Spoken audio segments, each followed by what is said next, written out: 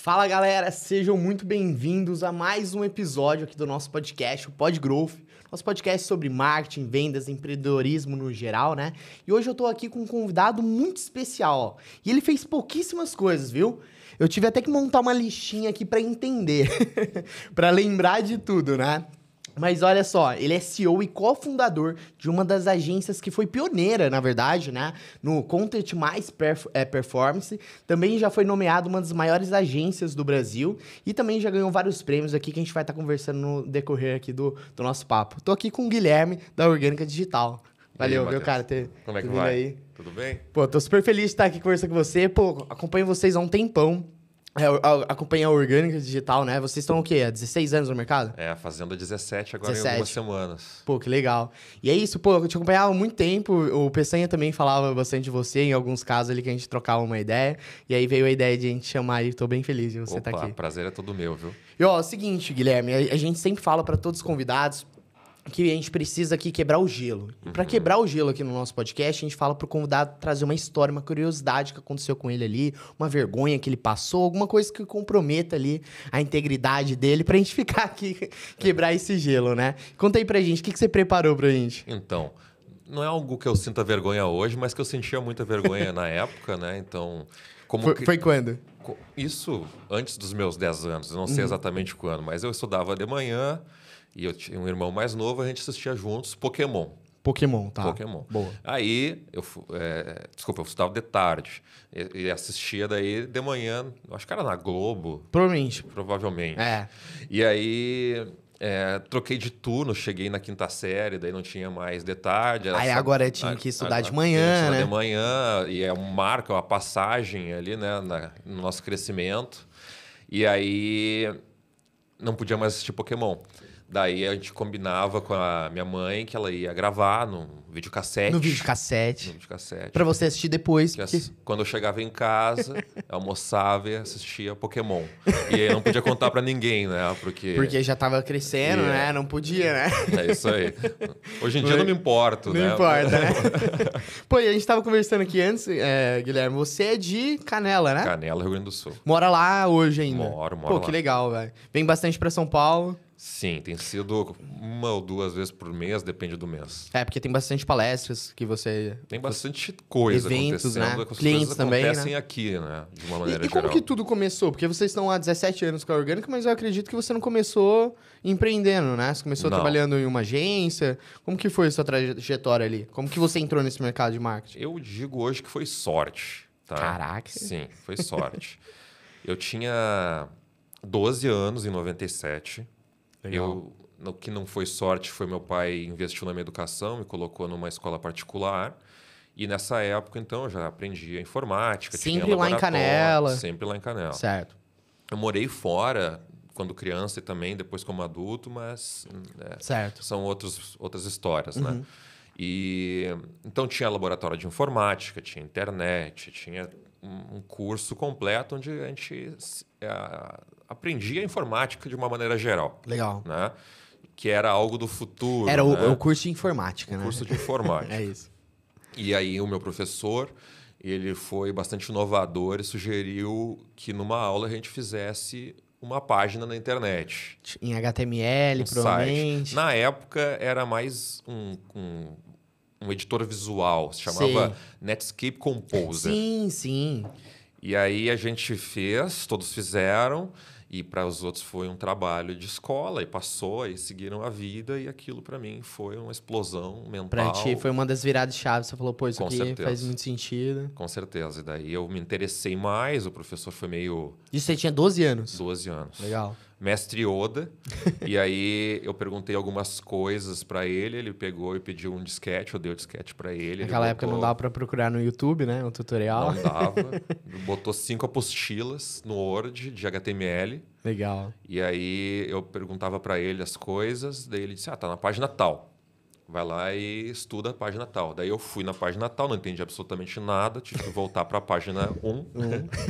Lia de novo, lia. Comecei a estudar do zero aquilo tudo, devorei as 5 apostilas, daí chegaram algumas coisas que eu não sabia fazer ainda. Aí entre o Pokémon e aí as videoaulas ali, a apostila... E os jogos. E os jogos. Né? Aí eu perguntava para ele, olha, isso aqui não tem na apostila, como faz? Daí ele me ensinou a clicar com o botão direito, exibir código-fonte e fazer engenharia reversa. Então aquilo começou a se tornar uma diversão. Então como se fosse... Tem gente que fala que abriu os carrinhos para entender como funcionava. Eu abri os sites. E aí fui desenvolvendo. Aí o meu pai... Já foi para a faculdade de marketing ou para tecnologia? E é que demorou um monte para me chegar na faculdade, né? Então, eu comecei... Antes dos 16 anos, eu fazia freelas. Já de criação de site? Isso. E aí... Isso era em que ano? Eu comecei em 97. 97. Né? Daí eu fui, de fato, trabalhar numa agência em 2001. 2001. Pô, aquela época, internet de escada ainda, muito arcaico ali, internet, né? Algumas empresas tinham daí a DSL, né? Outras, a maioria talvez não. Mas a banda larga estava começando ali por aqueles anos. E você criava site para que tipo de empresa naquela época? Quem que te procurava? Trabalhava numa agência local, né? Então, ela é uma agência de comunicação e publicidade. No geral. Em geral. A empresa ela vinha de um mercado não digital e não existia nenhuma agência que estava fazendo sites naquela época. Então, eu comecei fazendo freelas, as coisas foram dando certo e eles me convidaram então para se tornar funcionário deles. Isso, então, 2001. A gente atendia todos os negócios locais ali da região que já estavam na carteira ou que foram se tornando da carteira. A gente acabou se tornando líderes do segmento digital na época, porque não tinha ninguém para trabalhar com a gente. Não há concorrência, né? Não tinha muita concorrência. Eles foram surgindo ao longo dos anos, né? Mas a gente acabou se destacando muito, principalmente porque quem fazia site na época era o pessoal da informática. Exato. E aí saía aquele site durão, que não tinha design nenhum, que não tinha usabilidade, que não tinha beleza nenhuma. Então vocês já trouxeram essa questão mais visual ali para os sites, né? Isso já era um grande diferencial na época. Isso. Daí surgiu o tal do Flash, né? E aí, na época aí tudo se movimentava, tinha som, e a gente não tinha pressa. Então, e a gente com isso acabou encantando mais os clientes em comparação àquela empresa de informática. E aí fui me desenvolvendo. Quando chegou na época da faculdade... Você ainda estava lá, ficou um bom tempo nessa agência? Fiquei... Eu não lembro se foi 5 ou 6 anos. Essa agência ainda existe ou não? Existe. Legal. E aí, nessa situação da faculdade que você me perguntou, chegou no momento de escolher... Exato, se é tecnologia ou marketing, né? Era publicidade. Ou, de alguma forma, tecnologia. Naquela época que eu poderia escolher, o meu chefe fazia um lobby enorme para mim fazer publicidade. E eu percebi que tinha um monte de publicitário na agência e não tinha ninguém que tinha o conhecimento mais tecnológico. Né? Então, eu optei por isso e foi uma boa escolha, viu? Foi uma boa escolha. Me abriu muitas portas e consegui me diferenciar como profissional também por conta disso. E o que era publicidade, comunicação, marketing, eu tive que ir correndo atrás. Fiquei correndo atrás e acompanhando, né? E acompanhando. Legal. E aí depois você ficou um tempo nessa agência, começou a fazer ali a faculdade, depois foi para alguma outra empresa, como que foi? Eu estava na agência e eu me incomodava muito com o contexto o propósito por trás daqueles projetos que eu era responsável. Então, muitas vezes eu precisava fazer o site porque a empresa não tinha um site. E, por outro lado, eu sabia que logo na frente, se aquele site não dava resultado, ele voltava na agência, reclamava e pedia mais ajuda, porque ele não tinha a necessidade de um site por ter, mas sim por algum resultado que se esperava. Só que naquela época não tinha as agências também vendiam, né? Até hoje vende de uma forma que não é o ideal, né? Pensando sempre no objetivo final, né? Acho que muita coisa mudou. Né? Muito. Mudou realmente assim, de água para o vinho. Hoje se fala muito mais de resultado. Eu acho que a própria atualmente a RD Station, antes dos resultados digitais, ajudou a culturar muito essa visão de busca por performance nas agências como um todo, principalmente as digitais. Mas na época não era o caso e isso me incomodava. Então, uma certa inquietude que me acompanha até hoje, né? Com algum uma certa indignação pela juventude. Exato. Né? E aí eu queria empreender. Aí foi nesse momento que veio a Orgânica Digital. Isso, a Orgânica a gente fundou ela em 2007, oficialmente. 2006 não oficialmente, né? A gente, antes disso eu precisava complementar minha renda, sabe? Então a minha faculdade custava um monte, ela custava mais do que eu ganhava como salário. E eu Você tinha que custear ali de alguma forma, arrumar alguma outra eu coisa era pra fazer. adolescente, eu tinha que fazer festa, eu tinha que comprar minhas roupas, né? Essas coisas todas aí. Então eu precisava complementar minha renda, então eu comecei a fazer um monte de projetos, né? E aí, com isso, eu fui experimentando essa ideia de empreender e confirmar que eu queria, de alguma forma, empreender. E aquela região é muito legal em questão de negócio local. Então, acho que isso também ajudou vocês, né? Tanto na agência quanto nessa parte de freela, né? Ajudou, com certeza. Eu acho que o timing também, porque não era um serviço tão acessível a todos. Não existiam muitos fornecedores, não existia muito freelancer. Então, pessoas que conhecem, outras pessoas que fazem, né? Isso. Então, eu acabei também construindo um networking regional ali por algumas iniciativas que a gente fez. E isso me abriu portas também para conseguir fazer esses freelas. Quais que foram essas iniciativas de eventos?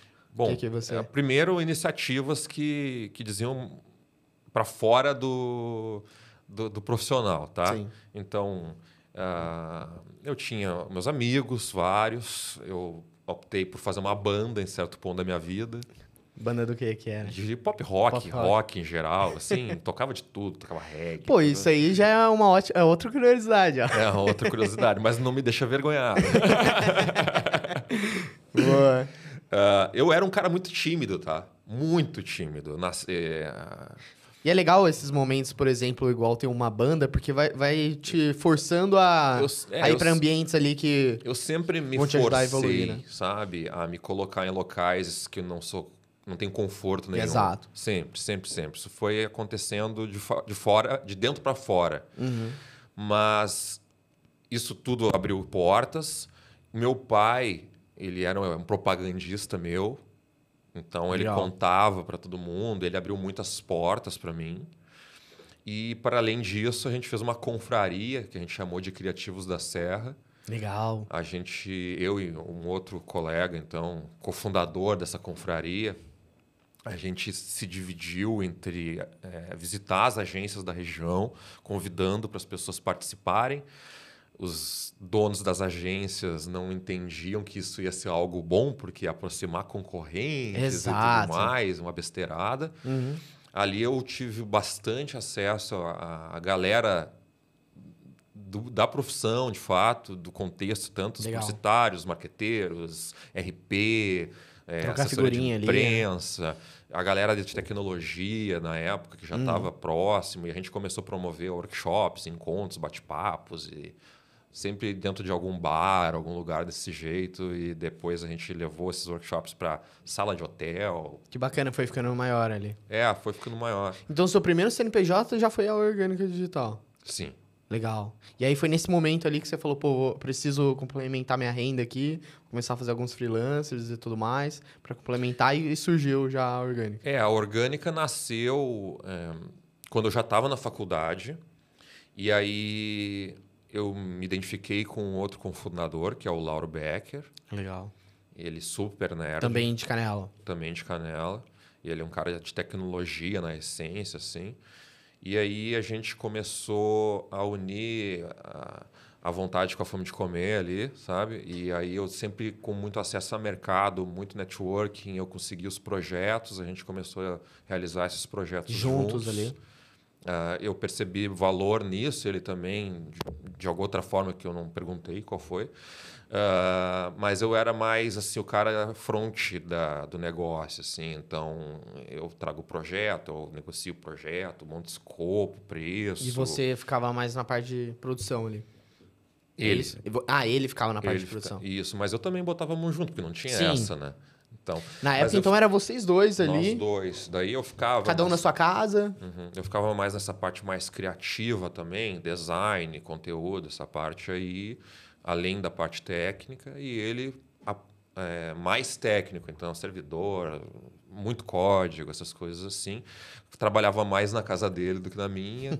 Daí, durante a semana, no almoço, de noite, depois da faculdade, no final de semana, a gente se reunia e tocava os projetos. Legal. E que momento ali que vocês viram que o negócio começou a crescer? Porque hoje, pô, vocês já foram considerados uma das maiores agências, né? Do ano pela RD, né? Sim. Que momento que foi que vocês tiveram ali a primeira virada de chave? Você viu que o negócio estava se tornando algo maior? Vocês precisavam ir para uma sala, alguma coisa do tipo?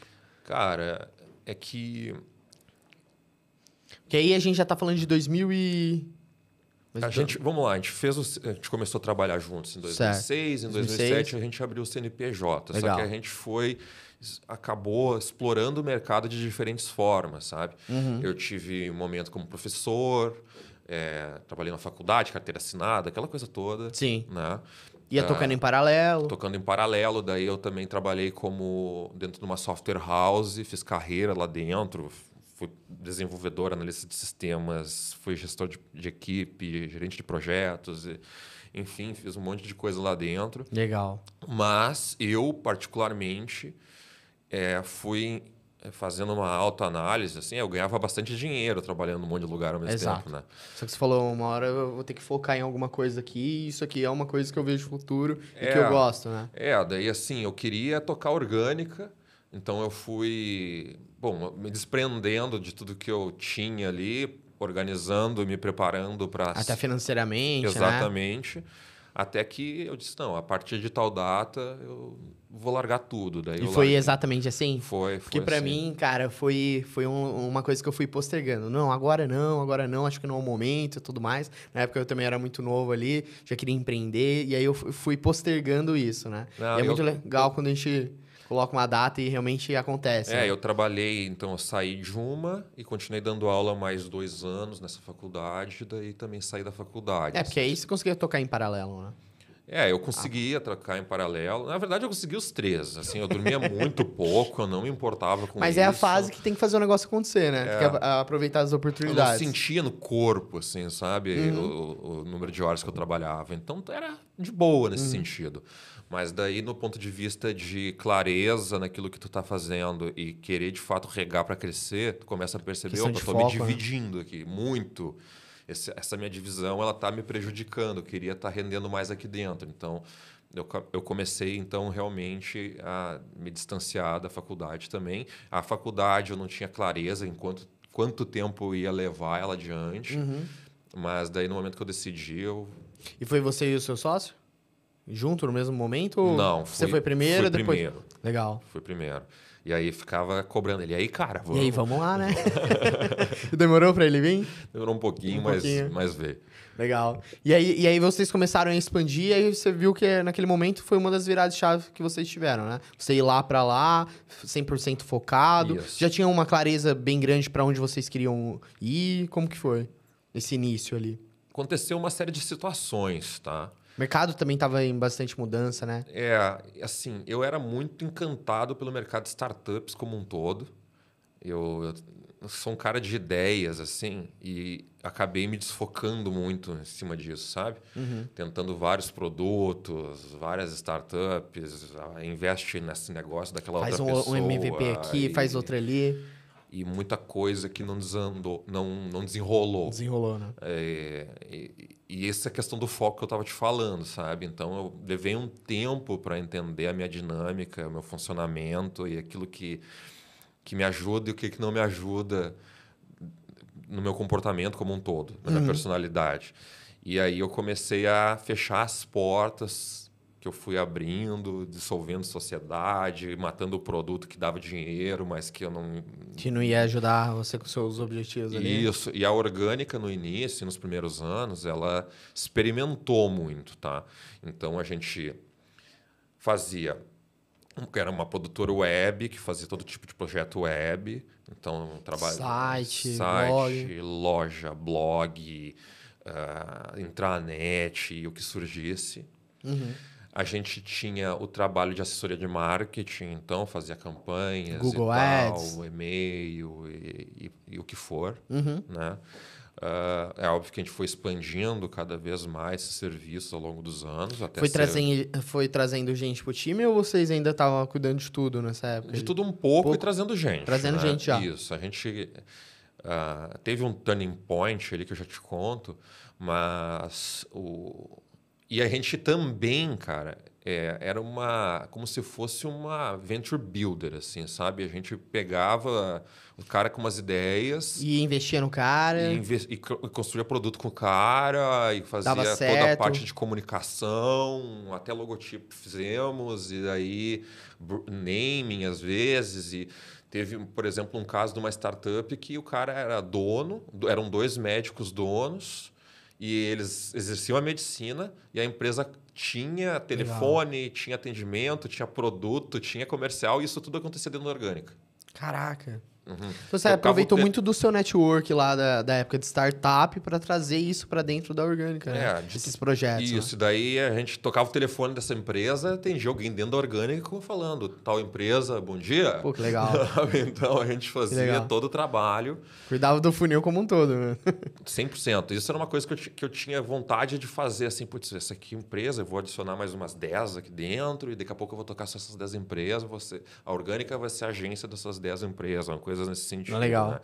Mas a gente foi se frustrando também com as outras pessoas, porque quando a gente fala de empreendedorismo, você sabe, a gente se encanta muito com a ideia de empreender, mas é muito duro, né? E aí muitas pessoas vão desistindo no caminho. E aí a gente acredita junto, mas perde muito da falta de fôlego em cima que os outros tinham.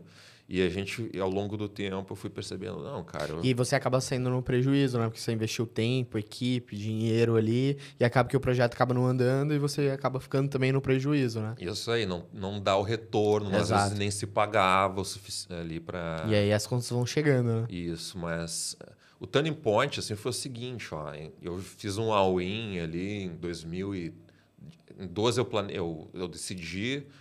Então, 2013, no início de 2013, eu voltei para minha cidade natal com a minha esposa, a gente casou lá, fizemos casa, fizemos família e abri empresa, tudo certo, tudo de novo na cidade. E eu disse assim, vou consumir meu capital de tanto a grana que eu tinha, como também o networking.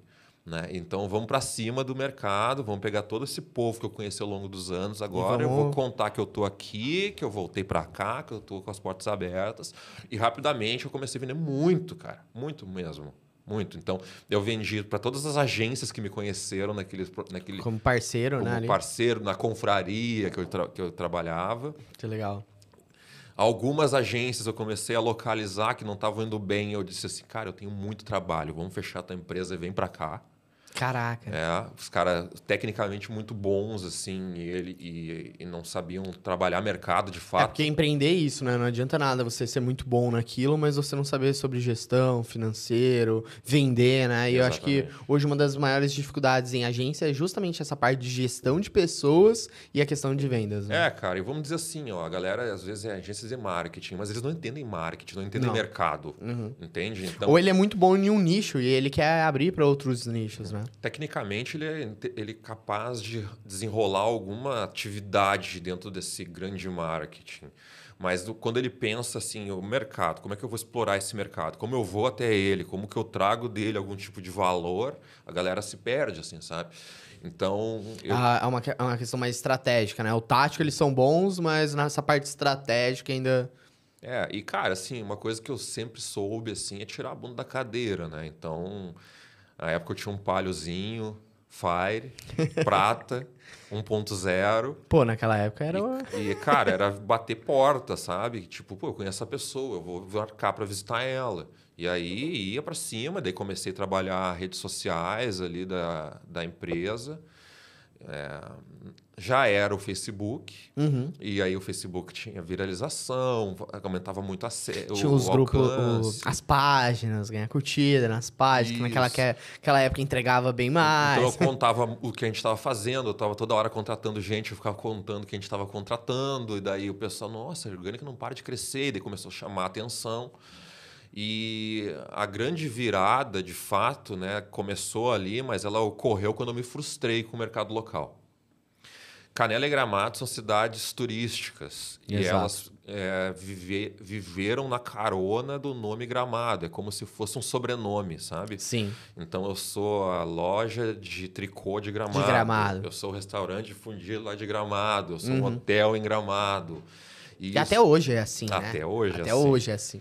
E aí a galera, Tem os bons empreendedores locais, os empresários locais, eles muitas vezes esperavam que a cidade, como instituição, promovesse a venda de movimento e por conta disso, enchesse os seus cofres, né? Eles não pensavam nas ações, né? Não, eles não sabiam atrair clientes.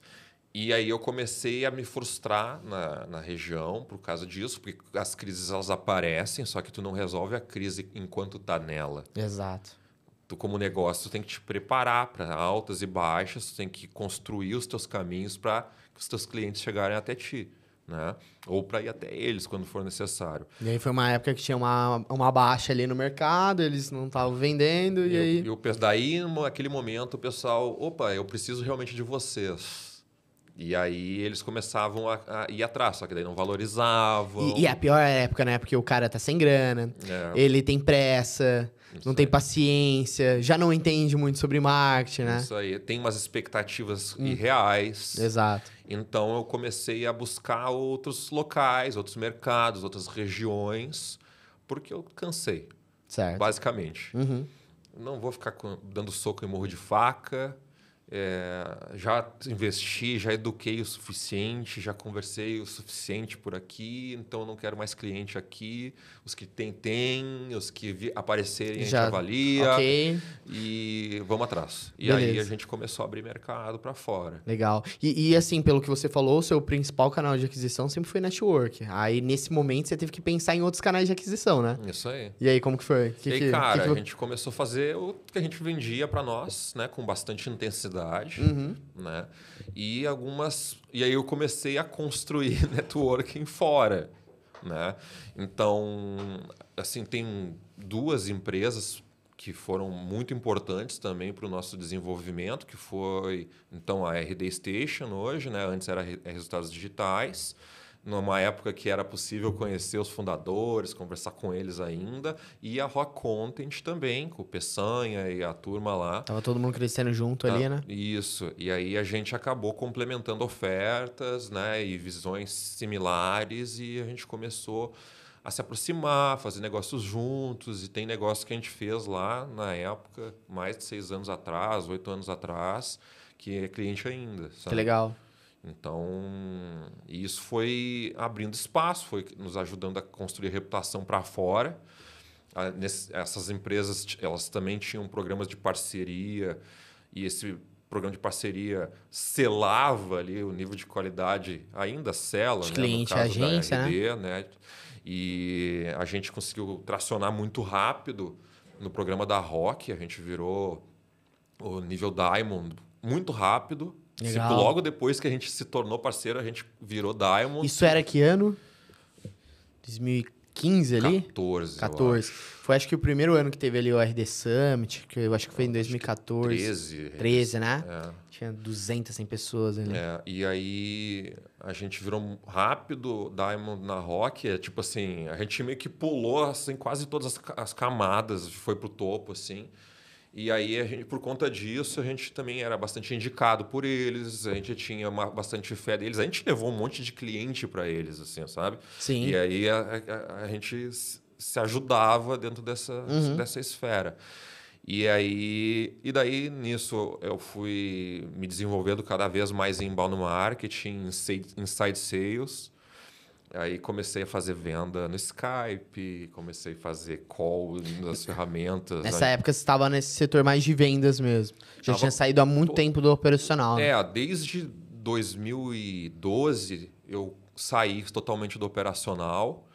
me envolvia mais para Deixou um treinar. sócio tocando lá a Isso. parte da operação. Então ficou combinado, o Lauro para dentro, eu para fora, eu ficava cuidando do marketing da própria agência, vendas da agência, administrativo, financeiro, essa parte. Certo. E ele ficava na parte de serviço. Operacional ali. Uhum.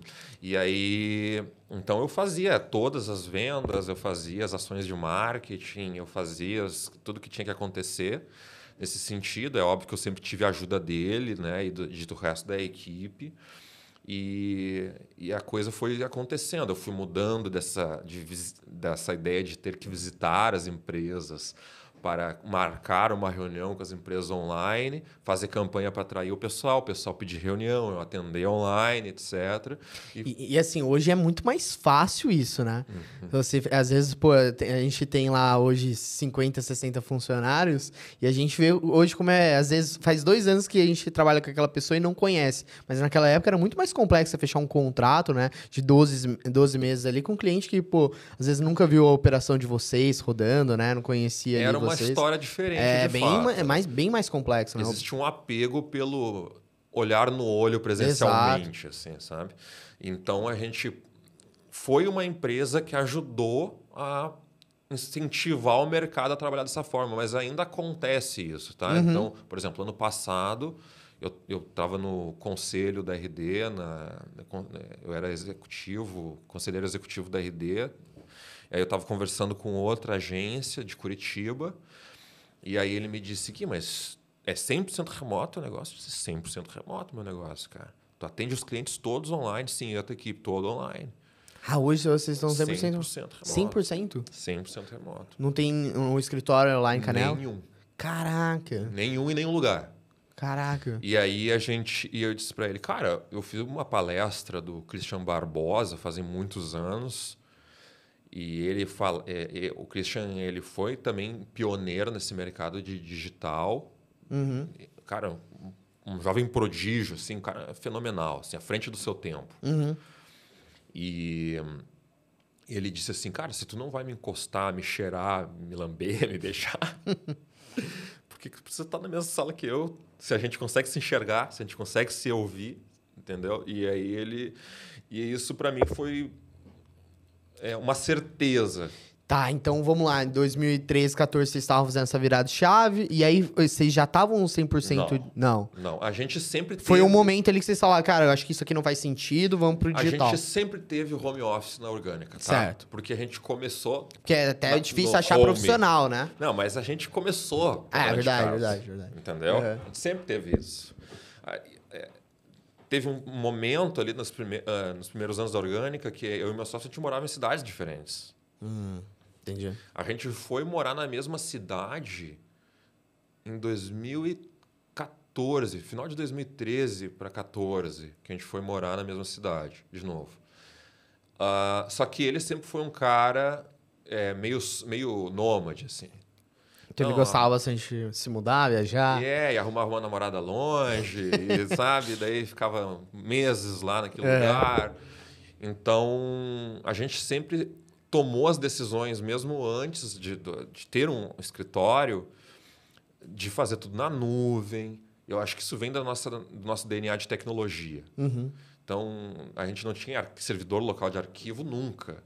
Esse tipo de coisa que tinha nas outras agências. Sim. E a gente sempre trabalhou com o pacote do Google, desde lá no início, desde que existe o Google. O LTV com vocês ali com o Google é alto, né? É alto. E aí a gente sempre comprou computador, notebook para a galera, assim, porque eu tinha essa sensação de que tipo, a gente precisa estar em movimento, se precisar ir num cliente, tu pega e vai, sabe? Então, até que a gente resolveu expandir um pouco mais isso. A gente começou a ter algumas pessoas, mas poucas, de longe. Algumas vinham até o escritório. Uma ou 2 vezes na semana. Ou uma frequência maior, ou ou nunca, né? E tal. E aí chegou a pandemia, e aí eu disse assim, cara, não sou otimista em relação a isso, tô fechando, avisei a galera, tô fechando o escritório. Foi bem na época da pandemia, então, que vocês tiveram totalmente a virada de chave. Totalmente a virada de chave. A gente tinha um escritório de 3 andares. enorme, assim, com um monte de coisa. Nessa época a gente tá falando de quantas pessoas que tinha ali no time de Tinha vocês? umas 45, talvez. Tá. Um pouco menos. E daí daí eu disse assim, galera, pega suas cadeiras, seus notebooks, quem precisar de mesa leva. Vão para casa, eu estou fechando o escritório, o que o pessoal está dizendo é que vai passar logo, não acho que vai. E até segunda ordem a gente está remoto. E realmente não foi rápido, né? Não. Daí eu negociei aluguel, disse assim, ó, não vou pagar aluguel. Tu dá uma carência aí de novo? Daí o cara me deu 4 meses. Mas foi bem mais do que 4 meses, né? Na verdade, o que aconteceu? Ele me deu 4 meses.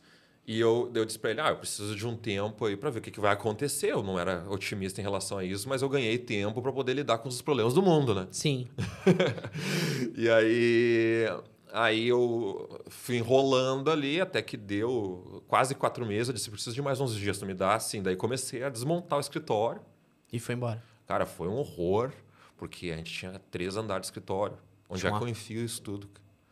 Então eu lotei Podia dar um mês as coisas voltar ao normal, né? Pra onde você... Lotei 3 garagens de 3 casas com coisa até o teto, assim. Caralho. E aí comecei a trabalhar para desentulhar essas casas, mas foi... Vender.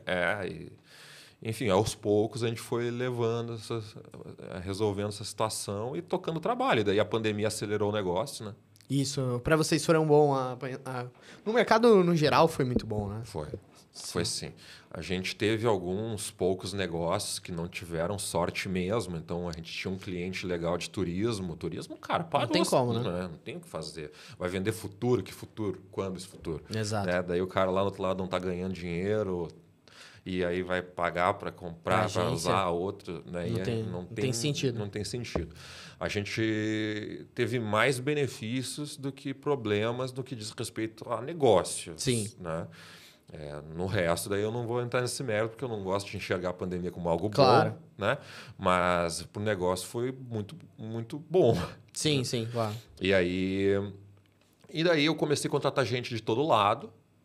Porque, a situação também, pedia isso, né? Aí, um ano depois, eu não tinha nem chance mais de voltar para o escritório, porque tipo, a equipe estava muito distribuída, assim, sabe? Então, a gente nunca mais cogitou. Hoje vocês estão em quantas pessoas? Cara, juntando freela, fornecedor, funcionário, todo o ecossistema, a gente supera uns 65, 70 pessoas, assim, sabe? Indiretamente, assim, além das pessoas que a gente tem contato direto, sei lá, atendimento daquela empresa nos atende. Certo. Eu não sei quantas pessoas que estão trabalhando para nós dentro daquele contexto, mas a gente tem bastante gente trabalhando com a gente, não de forma direta, né? Uhum. E hoje a gente vê o movimento, na verdade, das empresas voltando para o presencial e tudo mais. Vocês estão decididos, não vai voltar. Não vai. Certo. Não vai voltar. E o que vocês veem, assim, que, isso aqui que a gente faz, essas coisas que a gente faz aqui, faz diferença pra gente conseguir ter esse ambiente digital e acontecer da forma que acontece?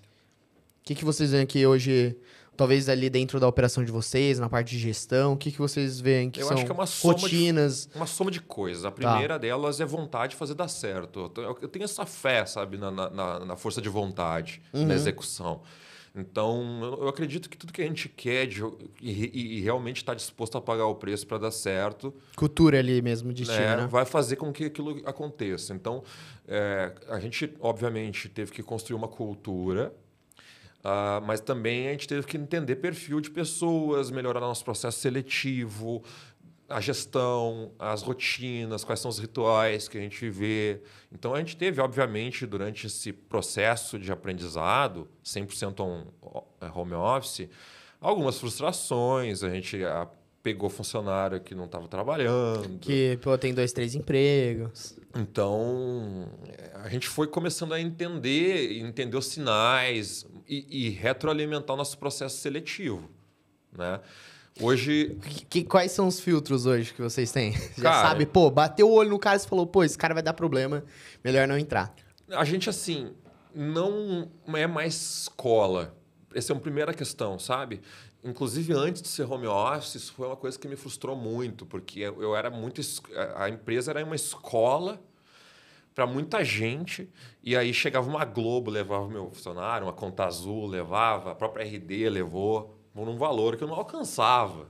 Né? Multinacional e versus a gente. Então, E pro cara que tá começando, esse ambiente do presencial, ele ajuda, né? Agora, quando você vai trazer ele pro esse ambiente mais digital, você precisa de ter pessoas mais experientes que conseguem andar sozinho, né? então, no dia a assim, dia. lá atrás eu comecei a ver, cara, eu não posso mais me portar como uma escola, eu preciso ter salários bons, eu tenho que ter benefícios bons, uma cultura legal, um ambiente, mesmo que não físico, um ambiente interessante, desafiador. Acho que as pessoas não trabalham só por dinheiro e benefícios e tudo mais. Eu acho que elas têm que ter perspectiva, oportunidade, ela tem que ter clientes interessantes que desafiam ela a se tornar uma pessoa melhor também, porque eu acho que o ser humano está em movimento, né? Ele precisa de alguma coisa puxando ele para cima de alguma forma. Existem as pessoas que se impulsionam, eu acho que a maioria dessas são empreendedores. Sim. Né? Uma minoria funcionário, mas de uma maneira geral as pessoas estão num trânsito que são puxadas, assim, sabe? Então, além de tudo isso, a gente não contrata pessoas que nunca trabalharam em home office. Então, a pessoa tem que ter provado no mercado que ela dá conta de trabalhar no home office. E isso é um critério sine qua non, assim, sabe? Ou é ou não é. E se não for... eu moro no sul, não tenho frio. Né? Eu falei ali do ar porque tá frio. Então, assim, eu não testo a pessoa na orgânica para ver se ela vai dar conta do home office. Ela tem que já ter se provado ali no mercado. Se provado no mercado. E daí tudo certo, sabe? A maior parte das pessoas realmente dão certo. Até que acontece, às vezes, algum evento na vida dela que muda a cabeça dela e ela, de alguma forma, pensa, não, eu preciso mudar o ar, eu preciso voltar para o presencial, ou, sei lá, alguma coisa aconteceu, uma perda, e aí entra numa bad, assim, e a pessoa daí não consegue performar, não performaria também no presencial. Exato. E aí acaba não conseguindo mais tocar o trabalho. Numa situação presencial, a gente enxerga de forma mais visual, né? O semblante e tal. No online, a gente começa a olhar a produtividade, né? Então, tu começa Como que vocês medem hoje?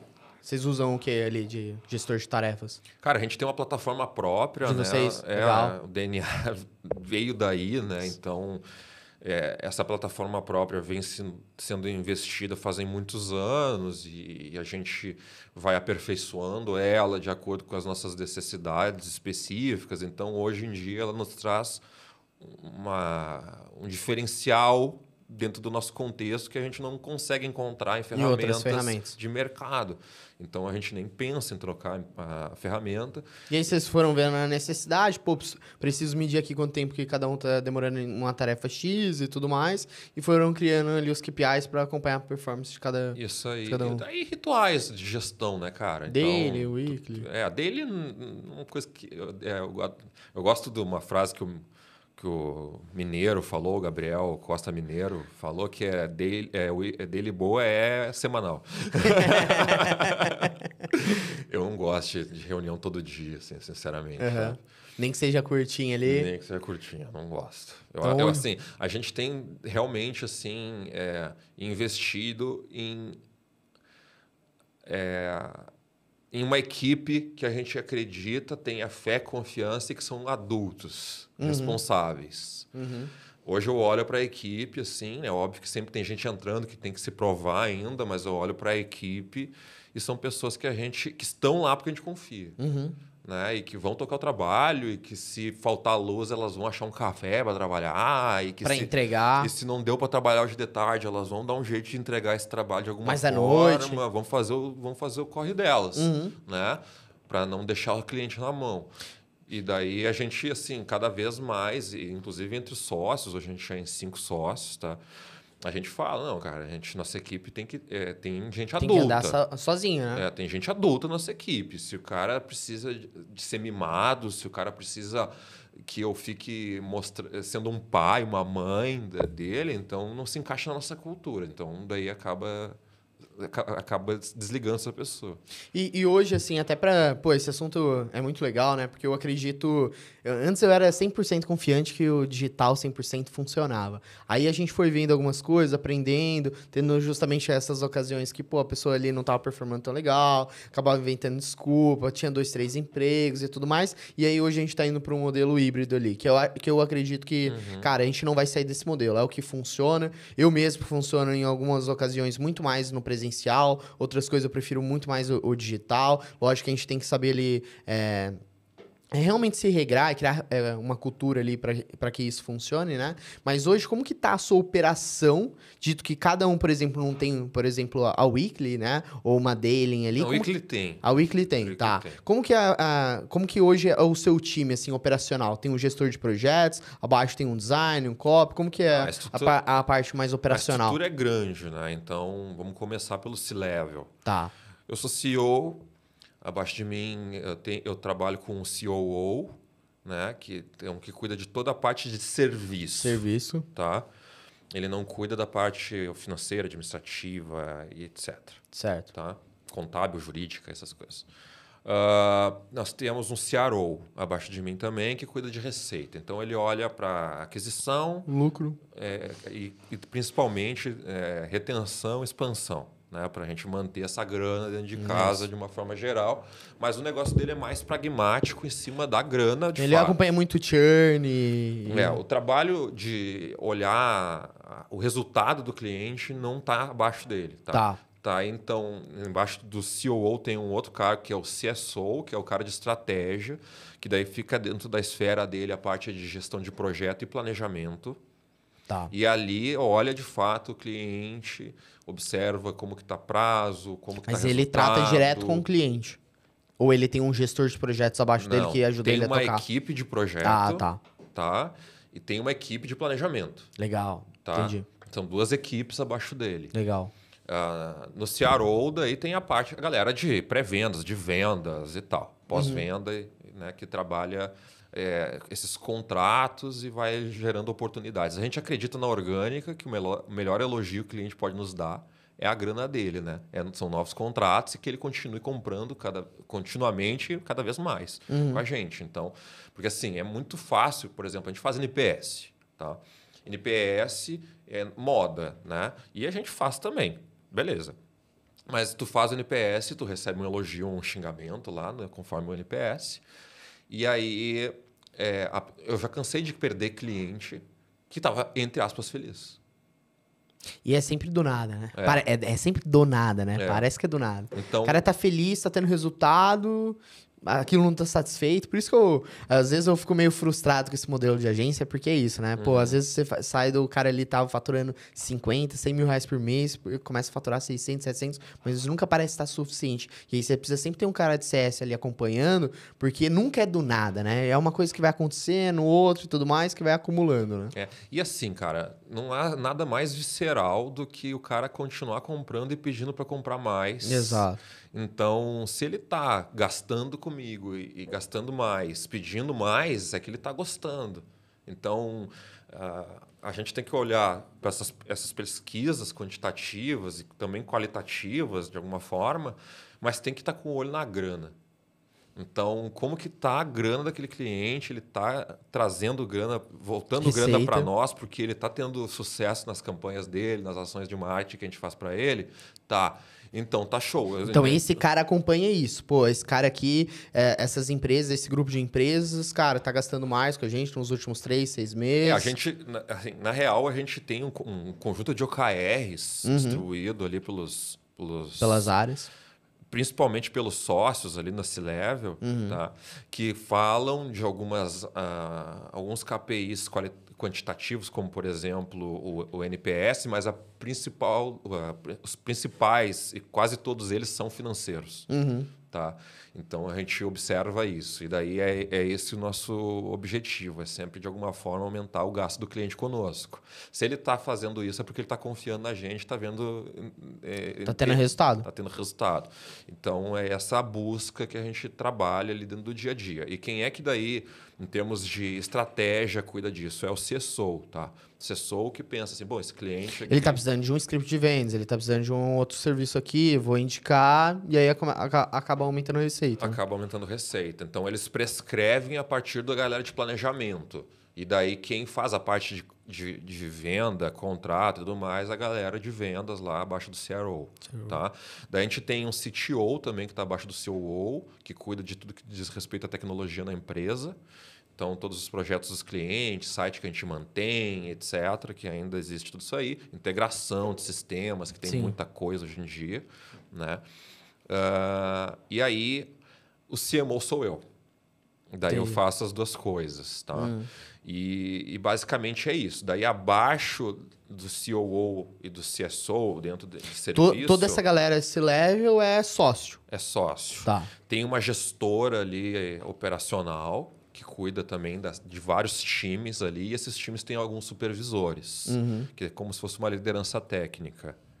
E aí a galera lá de gestão de projeto que fica alocando essa demanda desses times. Tá? Mas a gente está fazendo algumas mudanças. A gente está mudando algumas estruturas para squad. Tá? Ah, sim. Antes, a gente, de fato, tinha times, departamentos por competência, e a gente está agora...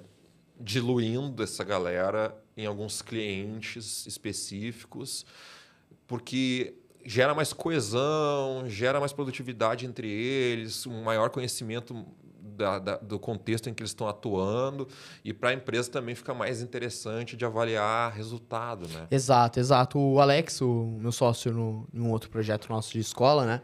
Ele tá justamente mudando e ele criou um bônus que eu achei super bacana. Então ele tem lá o squad, esse squad consegue atender tantos clientes naquela carteira, ele dá uma carteira e o cara tem um fixo ali para garantir aquela carteira.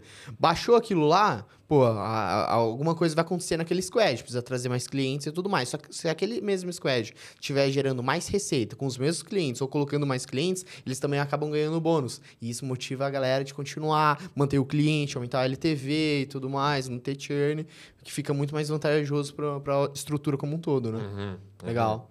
E aí vocês...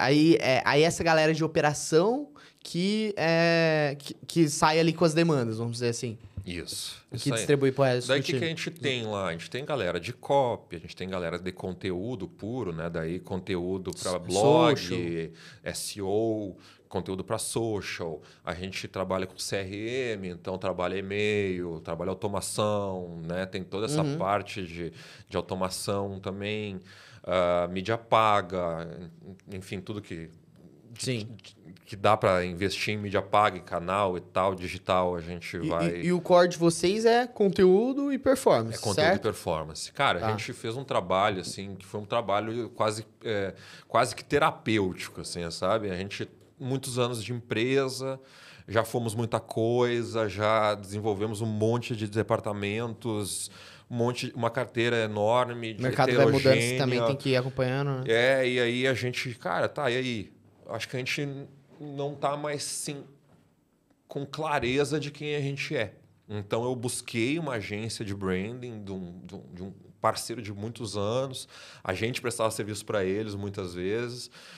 Vamos fazer um projeto agora de vocês para nós. E aí mas a questão é a seguinte, a gente tem 5 sócios.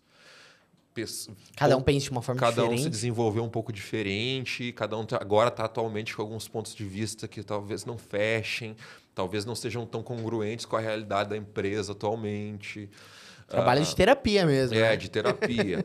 E a gente não está sabendo comunicar mais os nossos diferenciais, porque, cara, a gente ficou confuso mesmo. Tá fazendo um pouquinho de tudo, né? Tá meio grande, a gente já não está sabendo mais enxergar o todo com a visão alheia. Preciso fazer pesquisa interna, preciso entender de novo a empresa.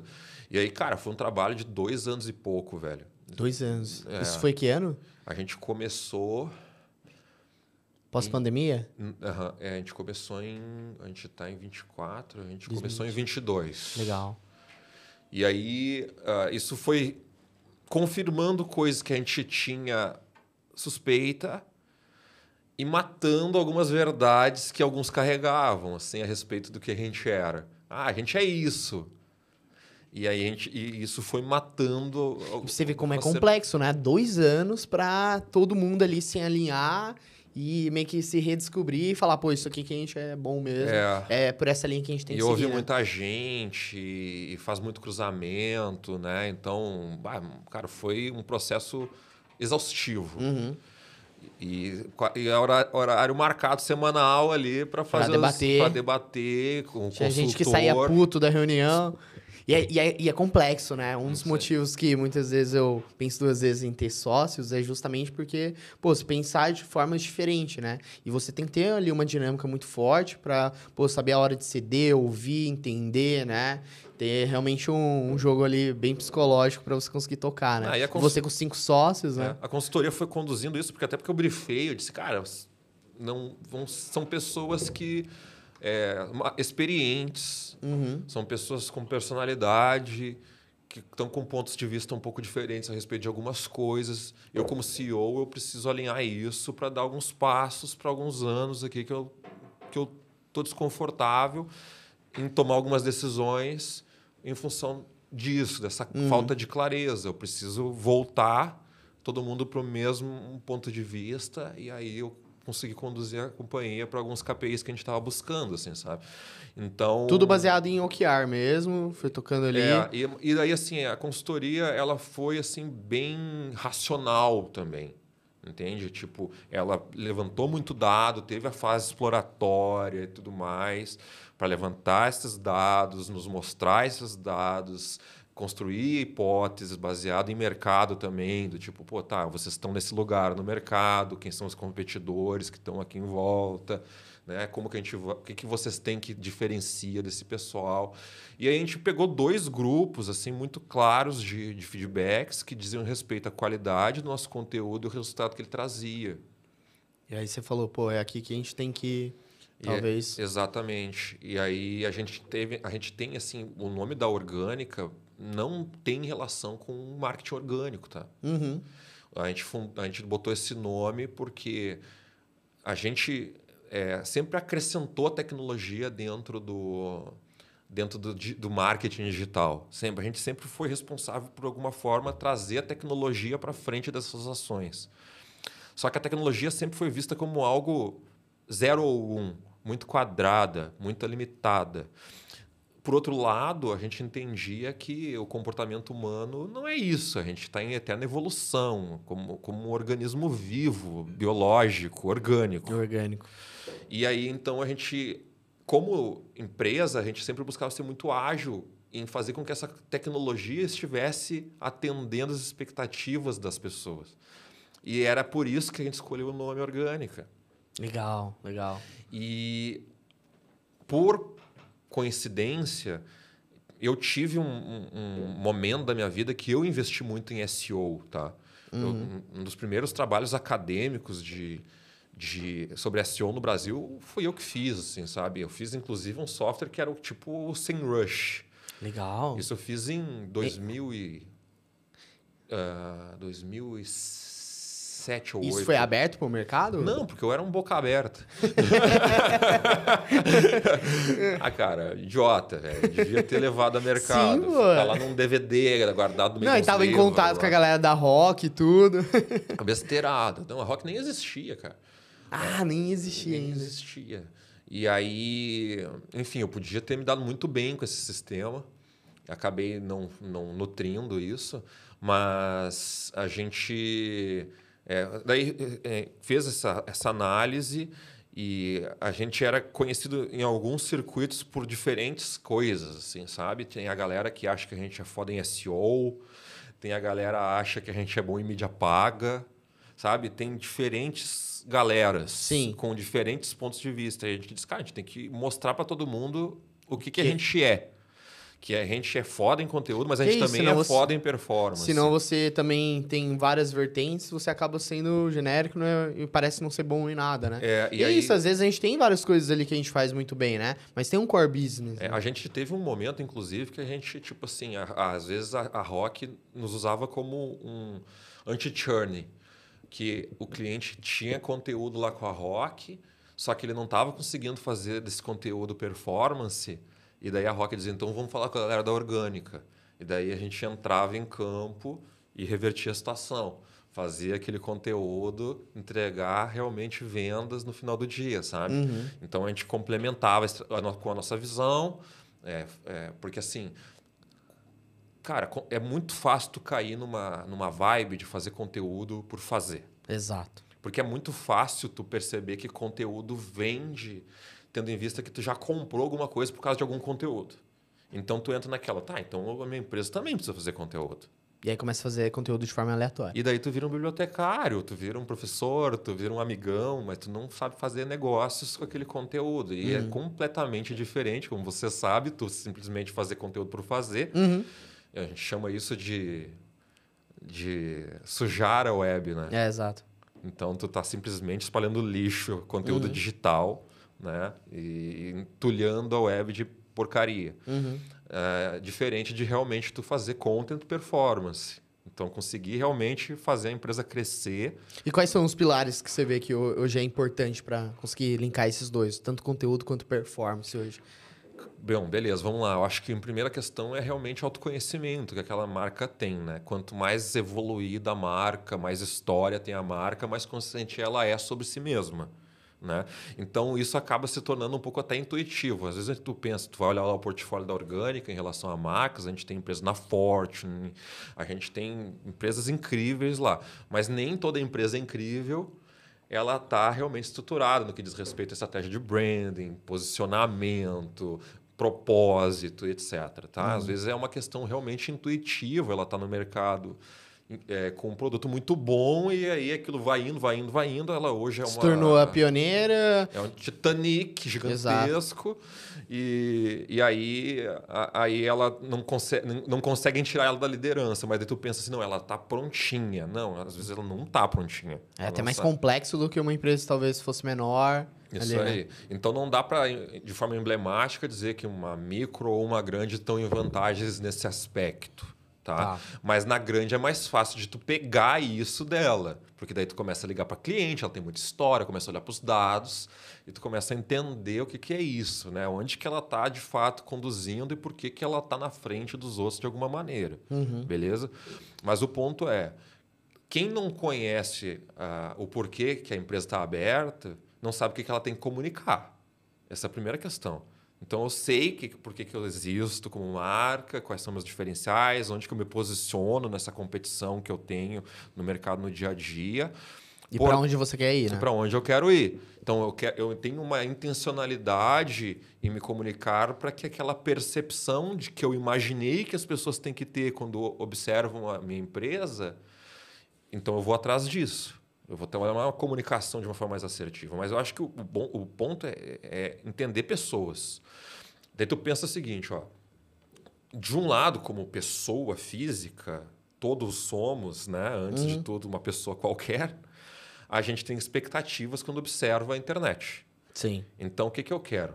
Eu quero entretenimento, eu quero lazer, eu quero relacionamento, facilidade, conveniência, eu quero conteúdo para aprender a ser um pai melhor, uma mãe melhor, um filho melhor, eu quero ser um profissional melhor, eu quero conseguir bater o tempo na minha corrida que eu ainda não consigo, quero entender se eu tenho que mudar o tênis, se eu tenho que treinar de um outro jeito. Então, eu tenho expectativas em relação à internet. No outro lado, a empresa também tem, que é o quê? Vender para essa pessoa. O que está no meio do caminho dessas duas questões? Numa grande parte do tempo, pelo menos algo em torno de 80%, 90% do tempo, o interesse comum é conteúdo, não é oferta. Mas aí você também tem que criar uma trilha, igual você falou, para você não criar conteúdo só de topo de funil, ficar nutrindo aquele cara. Então você tem que saber conduzir ele dentro da jornada. Exatamente. Aí é o trabalho igual você colocou, né? O que motiva as pessoas a comprarem aquele produto para você conseguir ir construindo conteúdo até gerar a performance em si, né? É como assim... 90% do tempo a pessoa está num momento de vida, não num momento de compra. Exato. Só que isso não significa que ela não possa estar interessada no que tu tem a dizer, desde que tu entenda os interesses dela. Então, você tem que casar essas duas coisas. Então, enquanto a pessoa não está comprando, você está gerando demanda. E tu está tentando acelerar essa virada de um momento de vida para um momento de compra. Né? Então, aquela jornada de compra, ela se estende para um momento antes. A pessoa não está comprando, de fato. Então, esse trabalho de geração de demanda está muito mais voltado para branding do que para performance. No outro lado, a gente tem a galera que está comprando agora, que a gente tem que estar captando essa demanda. Então, exato. eu não posso educar você como cliente... Porque eu tô em outro momento da jornada. Exato. E quando tu chegar no momento de compra, tu comprar do vizinho. Exato. Né? Então, eu preciso, de fato, ter uma estratégia com que eu conduza essa demanda que eu estou gerando para mim e não para outra empresa. Porque se eu não E oferecer... isso aí é complexo, cara. É complexo. Porque você vê, às vezes, os dados do cliente, o analytics lá dele, os conteúdos de topo e tudo mais, tem muito alcance. E, cara, quando você vai ver ali mesmo em geração de demanda, é muito baixa. Entendeu? Justamente porque tá gerando essa demanda, tá tendo muita procura, mas você não tá conseguindo criar o funil como um todo, né? E aí tu pensa assim, ó, tem uma palestra minha que está disponível no nosso YouTube, que eu dei no CMO Summit do ano passado. Como que a galera acha? Robotização do conteúdo, tá? Boa. Vai lá no canal do YouTube da Orgânica Boa. Digital, procura lá, vai encontrar fácil. Legal. Tá? Se não, vai no nosso site, vai no menu Insights, Hub, e daí vai ser um dos primeiros itens Boa. lá. O site é organicadigital.com. Bom, vamos lá. Tem vários motivos que eu posso fazer um conteúdo não entregar resultado. Tá? Mas o principal teste que eu proponho para a galera fazer, se for um conteúdo escrito, extrai o visual dele, bota numa folha do Google e aí pega um outro concorrente, pega uns 3 principais concorrentes, faz a mesma coisa, extrai, se for vídeo, transcreve, leva tudo, tira a parte estética e faz um teste cego do conteúdo. E diz assim, lê e diz que empresa que é qual. Para entender tom de voz, linguagem, contexto. Para entender se aquilo ali de fato tem alguma personalidade, se aquilo de fato está trazendo algo para além de educar, de informar. Para você bater o olho e falar, pô, isso aqui foi escrito pela Orgânica. Exatamente. Por quê? Porque se eu não estou conseguindo identificar nem mesmo o meu conteúdo e eu não estou conseguindo entender a diferença da posição 1, da 2 e da 3 do Google, provavelmente eu não estou fazendo marketing. Eu estou fazendo um trabalho de jornalismo. Legal esse tipo de análise. Então, esse tipo é uma provocação muito profunda, mas é uma provocação que as pessoas precisam. Se tu consegue perceber que aquele conteúdo é de alguém, cara, tu tá na mão, tu tá acertando a mão. Talvez não tanto, depende do nível que tu tá fazendo, mas tu tá já acertando a tua mão em comparação. Se aquilo não tá acontecendo, pô, tem um erro ali de tom de voz, tem que voltar lá no Brand Book, rever todo o arquétipo da empresa para escrever. Como que tu conta o teu ponto de vista, até a questão do content performance tem a ver com isso. Como que eu conto, então, que a Orgânica casa essas duas coisas? Como que eu mostro pra galera que tem uma coisa diferente? Que eu consigo fazer algo que os outros não estão fazendo? Né? Como que eu simbolizo isso dentro da minha comunicação também e faço com que as pessoas lembrem e associem a minha marca quando pensarem nisso. Então, eu acho que tem muita estratégia por trás disso para conseguir fazer a geração de demanda virar uma captação de demanda e depois uma conversão dessa demanda. Né? Conseguir fechar esse negócio. Então, é por aí que a gente enxerga no dia a dia. E quando vocês falam de conteúdo em si, você está falando só de blog ou hoje vocês também exploram os tipos de formato? A gente trabalha com todos os formatos, o que a gente não faz é produção de vídeo em casa. Que aí é mais complexo também. Né? Daí a produtora da empresa faz. Tem parceiros. Né? Ou produtora parceiro, ou a própria interno, dependendo do cliente, tem, né, galera, para fazer esse tipo de formato. Mas daí a gente faz mini roteiro, faz roteiro, depende da situação. Monta todo o script ali pro cara e só passa o roteiro para ele gravar ali em si. Isso aí, mas daí a gente trabalha toda a parte de redes sociais, branded content como um todo, tá? E-mail marketing, WhatsApp, a gente trabalha bot, a gente trabalha blog, como tu disse, conteúdo para landing page, conteúdo para site e por aí vai. Boa. Legal. E assim, ó, uma pergunta capciosa aqui, pra gente começar a destrinchar aqui. Pô, o mercado hoje de agência é um mercado que cresceu muito nos últimos anos. Eu acho que com a pandemia também teve muitas pessoas que acabaram criando muita urgência, cresceram e tudo mais, mas hoje a gente vê também uma quantidade muito grande de empresários frustrados com a prestação de serviço. Você vê esse mercado hoje como? E por que você acredita que o mercado está assim? Porque tem tantos empresários hoje frustrados com outras agências, né? Bom, o Sebrae Você mostrou está um há muito dado, tempo nesse mercado. deve fazer uns 2 anos que eu vi esse dado, uma lâmina do Sebrae dizendo que o Brasil tinha 34 mil agências. Sim, eu vi isso. É bizarro. É bizarro, no evento do Google. Primeiro que não tem barreira de entrada. Então, tu estuda no blog da Orgânica, no teu YouTube, no teu Insta, e aí... Vai vendo conteúdo de todo mundo, daí junta eu tenho tudo. um parente, daí eu começo a vender para esse parente, para o vizinho, para o amigo da namorada, enfim, começa a trabalhar. Acho que tá tudo bem.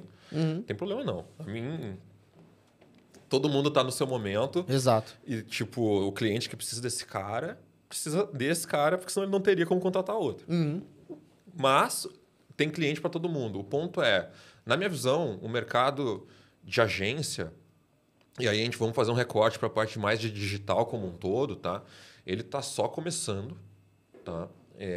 Se tu observar movimentos, né? Até inclusive aconteceu essa semana uma fusão de 2 gigantescas, a Unicom com a... Enfim, esqueci o nome da outra. Então virou a maior holding de comunicação do mundo, né? Empresa americana. E o mercado publicitário, que a gente antes dizia como tradicional, hoje eu acho besteira falar disso. Isso hoje em dia acho que também não faz mais sentido. Eu faço parte disso também, essa meia-culpa nessa situação, porque a gente tinha que vender o velho pelo novo, sabe? Exato. Tipo, enfim. Mas a consolidação do mercado publicitário já é algo que acontece desde antes de eu ter nascido. Então, tu vai pegando uma agência, unindo com outra, vai criando conglomerados e unindo essa receita por baixo de uma holding enorme. Cara, esse negócio, em termos de agência digital, faz pouco tempo que tu vê movimentos dessa forma, sabe? Então, consolidadoras, de fato, ainda existem poucas no Brasil, quase não tem. Tem algumas, mas quase não tem. E aí tu percebe algum nível de consolidação de algumas holdings como essas, a nível multinacional, mas o ponto é que no Brasil, esse mercado de M&A, de fusões e aquisições, ele quase não existe, né, para marketing digital. Isso é bizarro, né? Também. E isso mostra nível de maturidade de um mercado, tá? Então, um mercado maduro, isso é normal. Num mercado ainda muito exploratório, muito incipiente, isso não é normal.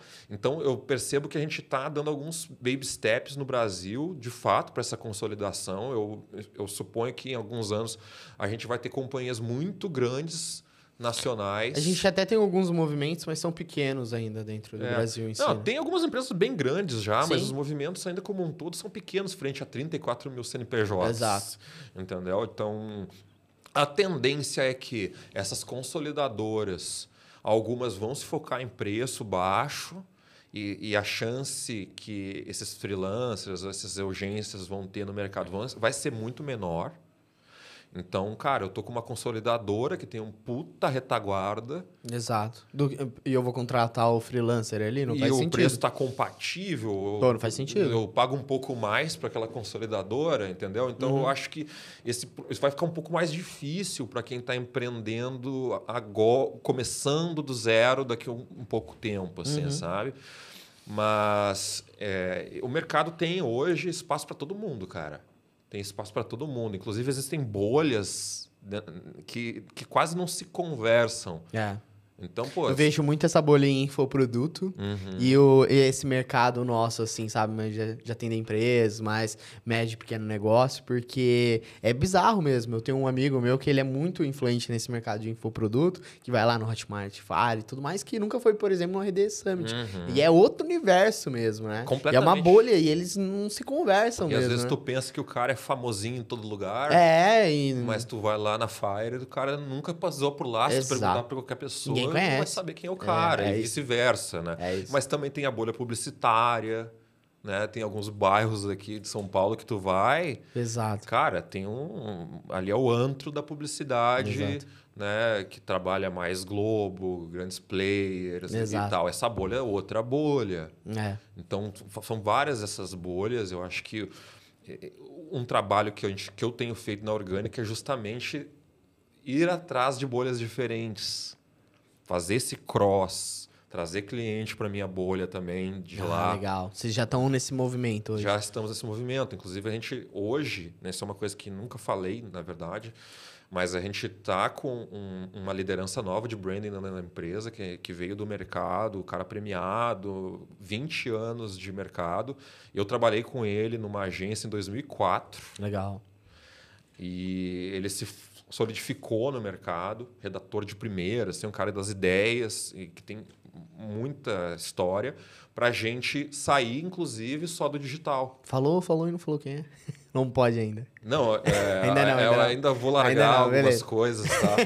Mas a gente vai trazer soluções para os nossos clientes Legal. que não dizem respeito a digital mais, sabe? Tendo em vista de que quando tu está num trabalho de médias e grandes, tu percebe que aquele cliente tem outras necessidades e que ele se sente frustrado por às vezes tu não tá atendendo essas necessidades, que ele gosta de ti, ele confia em ti, ele pensa, pá, que bom seria que você fizesse essa para mim. E é complexo, né? Porque aí é aquilo, né? Aí às vezes você acaba querendo fazer tudo e também se perde, né? Isso e às aí. vezes acaba... Pô, quantas vezes o cliente pediu, a gente estava fazendo um trabalho muito bom para ele de performance, ele pede um outro tipo de serviço que a gente não é tão bom naquilo, não tem tanta especialidade, você atende, o cara se frustra com aquilo. Então você tem que saber sempre equilibrar e ter gente boa do teu lado para conseguir atender o cliente, Isso né? aí. Que é esse movimento que vocês estão fazendo agora, mas né? principalmente assim, quando a gente olha para content performance, a gente não cuidava da estratégia de branding do cliente. Então, assim, se ele não se conhecia tão bem, a gente ajudava ele, mas a gente não tinha um processo consultivo para chegar na visão de posicionamento, qual é o teu propósito como marca, que mensagem que tu vai levar adiante, né? Como que a gente vai competir com esse posicionamento. Com esse novo movimento, a gente vai trazer essa solução também para os nossos clientes e isso interfere diretamente na performance. É isso. Não, e hoje até o próprio Google já utiliza o termo brandformance, né? Que, pô, você linkar os dois ali faz total sentido esse movimento. Principalmente porque assim, cara, vamos lá. Hoje o mix de marketing da Orgânica, para a gente adquirir Atender. clientes, cara, ele é muito heterogêneo, assim, sabe? Tem vários canais. Tem vários canais. E a gente faz outbound para nós mesmos. Tá? Também. Também. Então, assim, lá atrás, na década passada, eu fiz algumas ações de outbound que não surtiram resultado nenhum. Foi quando eu percebi, cara, minha marca, ela não é nada no mercado. Então você diz que para funcionar um outbound tem que ter uma marca forte. Cara, tá diretamente ligado o esforço versus retorno em relação a quem tu é, a reputação que tu traz ao bater numa porta. Porque assim, cara, se o Ronaldinho Gaúcho chegar aqui, Acabou, né? acabou, velho. Todo mundo abre a porta, todo mundo para o que tá fazendo e vamos ouvir o cara, velho. Sim. Entendeu? Vamos ouvir o cara. Agora, se chega eu aqui, talvez alguém me conheça, talvez não. Sabe? Tipo, mais provável que não. Daí eu vou ter que começar a te falar. E quem é que vai querer me ouvir? Ninguém. Criar esse convencimento. Vou ter que abrir essa situação, construir uma oportunidade ali.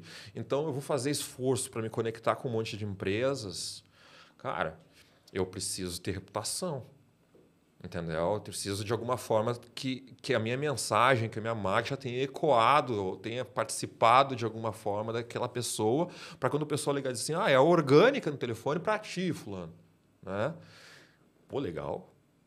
Deixa eu atender, porque Isso faz total faço sentido. tudo. Aí, já aprendi uma coisa nova aí contigo hoje. Isso no pessoal que começou a trazer a metodologia de outbound 2.0, teoria da receita previsível, Aaron Ross para o Brasil, não contava. E aí teve muita gente dizendo, não funciona, é mais uma coisa que não funciona. Mas, na verdade, sempre foi no Brasil, a gente entrou muito nessa situação. Ou é inbound ou é outbound. Ou é isso ou é aquilo. Ou é mídia paga ou é mídia orgânica. É sempre uma questão polarizada. Sim. Né? E quanto mais tu percebe, constrói estratégia para tua empresa e entende que tu tem que estar realmente participando daquele mercado que tu quer atingir em mais pontos de contato, proporcionando diferentes experiências para o cara, tu começa a abrir a mente, tu começa a entender de fato aquele mercado, abrir espaço para outras situações e aí tu começa a ter mais retorno nessas outras diversas situações. Então, quando o pessoal fala... É exatamente o que você estava colocando, né? Outbound, inbound, talvez aqui em cima, para esses dois funcionarem de uma forma ali com muito mais performance, é o quê? Cara, brand. Sua marca ser conhecida. E aí talvez vai linkar o quê? Eventos, né? Vocês focam bastante em eventos, né? Palestras, você mesmo. Isso. Roda o Brasil inteiro dando palestras, né? Vamos fazer um recorte lá para infoprodutores, né? Se o Leandro Ladeira quiser vender um curso, velho, no mercado de infoproduto, para quem está nesse mercado vendendo cursos, o nome dele chega antes dele. Então, o que ele vai vender, cara. É isso. Acabou. Que ele tem ali um reconhecimento das pessoas, né? Exatamente. Ele tem um estilo de comunicação, ele tem uma identidade verbal, ele tem um jeito que ele entrou nas pessoas, que ele chamou depois de light copy, né? Então, ele soube realmente aproveitar esse mercado com uma personalidade, que daí nesse caso... A autenticidade, aquilo que a gente estava falando, né? Que nesse caso está associada a uma pessoa física, mas que ele poderia ter construído em volta de uma marca com o nome da agência dele lá, da empresa de educação dele. Ladeira Company, sei lá. Legal. E hoje vocês têm um canal bem forte que é eventos em si, né? Você roda o Brasil inteiro, né? Também cara, dando palestras. Assim, esse ano não muito, tá? Não muito. Deu uma... Assim, pisada no freio antes ali. da pandemia, 2019, eu participei de 19 eventos. Em 19 eu participei de 19 eventos. Minha filha estava com 1 ano ou menos, ela nasceu em 2018. Eu perdi um monte de coisa. Um monte de coisa. Perdi e é um tempo que não volta, né? Os primeiros passos me chateou muito. Assim, fiquei magoado comigo mesmo, indignado, assim, sabe? De estar uma semana num hotel, porque eu estava numa cidade lá no Paraná e eu ia palestrar num outro, e daí ficar a semana inteira lá para não ter que voltar. Fazer toda a logística. Enfim. Daí entrou a pandemia, né? Eu fiz um pouquinho de evento em 20 ali, no iníciozinho do ano. Entrou a pandemia e aí eu fui fazendo online as coisas que dava, né? Rolou um monte de convite durante a pandemia, só que eu fui tipo assim, cara, eu vou me tornar um gestor melhor, um líder melhor, eu vou melhorar o meu negócio aqui, eu vou parar de fortalecer tanto essa parte de educação que eu estou participando e tal. Vou dar uma segurada. E segurei. Daí, quando voltou, abriu as portas, eu não vou mentir, eu estava cagado. Sabe? Tipo assim, eu nem fui atrás. Tipo assim, não tem evento, azar. Eu tô na minha. Vou ficar na minha aqui. Vou ficar na minha aqui. Daí eu já tava com mais uma filha. E aí eu, tipo, vou ficar na minha. Daí o ano passado eu resolvi voltar. Tipo assim, tá aí, galera, beleza, eu tô a fim de palestrar de novo, vamos movimentar. Reativou o network ali. Comecei a aparecer mais, a fazer mais conteúdo de novo a partir de mim, né, me conectar, e aí os convites vão surgindo, né? Eu acho que para mim esse ano foi assim, emblemático, foi que eu dei uma palestra na plenária da Rede Summit. Pô, que legal. Sei lá, algo em torno de 9.000 pessoas. E foi muito legal. Foi para mim um passo novo que, assim, nessa envergadura eu não tinha de fato alcançado, assim, sabe? E espero que venha de novo, né? Que legal. Não, e é legal porque é exatamente isso, né? Você tinha parado ali, tinha colocado o pé no freio e tudo mais, retornou. Pô, pegou uma plenária aí. Pô, um negócio super bacana. Legal, né, pra cara? todo mundo do mercado, né? Eu tô tentando ir mais no qualitativo do que no quantitativo. E nesse caso eu conseguia bater nos dois lugares, né? Conseguiu muita gente, muita qualidade no lugar, então fiquei feliz. Boa. E você bateu num ponto aí que eu queria destrinchar um pouco mais sobre liderança, né? O que você vê hoje que uma liderança ali de sucesso, que realmente uma empresa que vai para um outro nível precisa ter? O que você aprendeu durante esses 17 anos aí liderando a Orgânica? Cara, eu acho que o primeiro ponto é entender que você não vai ter como agradar todo mundo. Como humano, não tem como ser uma pessoa que agrada todo mundo. E se você tá agradando todo mundo, Tá errado. tá errado. Você tá fazendo alguma coisa errada. Provavelmente você tá se desagradando e ainda não percebeu. Deixando de tomar decisões que eram certeiras para acabar agradando as pessoas, né? Exatamente. Então, eu acho que um pouco de desapego emocional deixa a gente líderes melhores para quem vale a pena. E o que significa valer a pena? Quem tu escolheu em termos de cultura. Um aprendizado para mim importante foi que eu entendia de forma errada essa ideia de cultura, sinceramente. Tá? Eu acho que, assim, principalmente por essa questão de startups, assim, que eu consumia muito esse ecossistema, eu percebia que a cultura estava muito ligada a bem-estar coletivo, assim, sabe? E tem muito essa cultura em questão de startup, né? É. De ser cool, não sei o quê. É. Estamos construindo algo novo, vamos trabalhar até mais tarde, tá tudo Isso. bem, né? Isso aí. Só que cultura não tem nada a ver com isso. Cultura é, cara, qual é o resultado que tu quer entregar e qual é o comportamento que tu tem que ter para conseguir entregar o resultado que tu quer. É isso. Simples. Então, cara, e aí esse amadurecimento veio ao longo dos anos. E essa clareza faz com que a gente se preocupe menos com como as pessoas te enxergam e tu comece a valorizar as pessoas que te enxergam do jeito que tu quer ser enxergado, que tu querem do jeito que a companhia tem que ser enxergada. Aí tu consegue ter coesão de comportamento de fato e consegue tocar adiante. Enquanto a pessoa está muito insegura em relação a isso, ela vai aceitando muita coisa que ela não deveria estar tolerando dentro da empresa, Sim. Ela vai contratando errado e ela vai criando situações de liderança e rotinas de gestão de fato que não são intencionais. Então, acho que o ponto é, em termos de cultura, né, isso é uma clareza para o líder. Então, e quando ele tem essa clareza, ele consegue conduzir as coisas de uma forma mais fácil e mais intencional. Até porque o próprio time vai excluindo essas pessoas que não têm os valores e que têm os mesmos objetivos, né? A pessoa acaba, às vezes, até saindo, né? A gente não precisa nem desligar a pessoa, que a pessoa vê que, pô, não, aquele ambiente realmente não está propenso para aquele tipo de comportamento, aquele tipo de objetivo, né? Exatamente. Legal. E como que é hoje aí lidar essa questão de pai, marido, CEO? Cara, foi o maior desafio da minha vida, velho. Principalmente ali na pandemia, como você comentou, né? Assim, como eu tô há muito tempo trabalhando, né?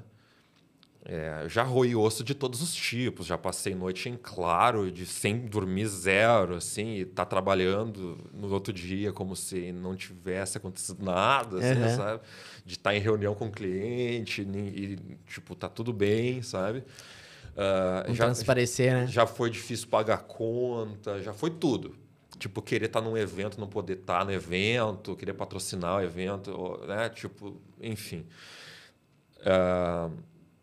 Todas essas etapas eu fui vivendo e fui ficando mais cascudo nesse sentido, assim, sabe?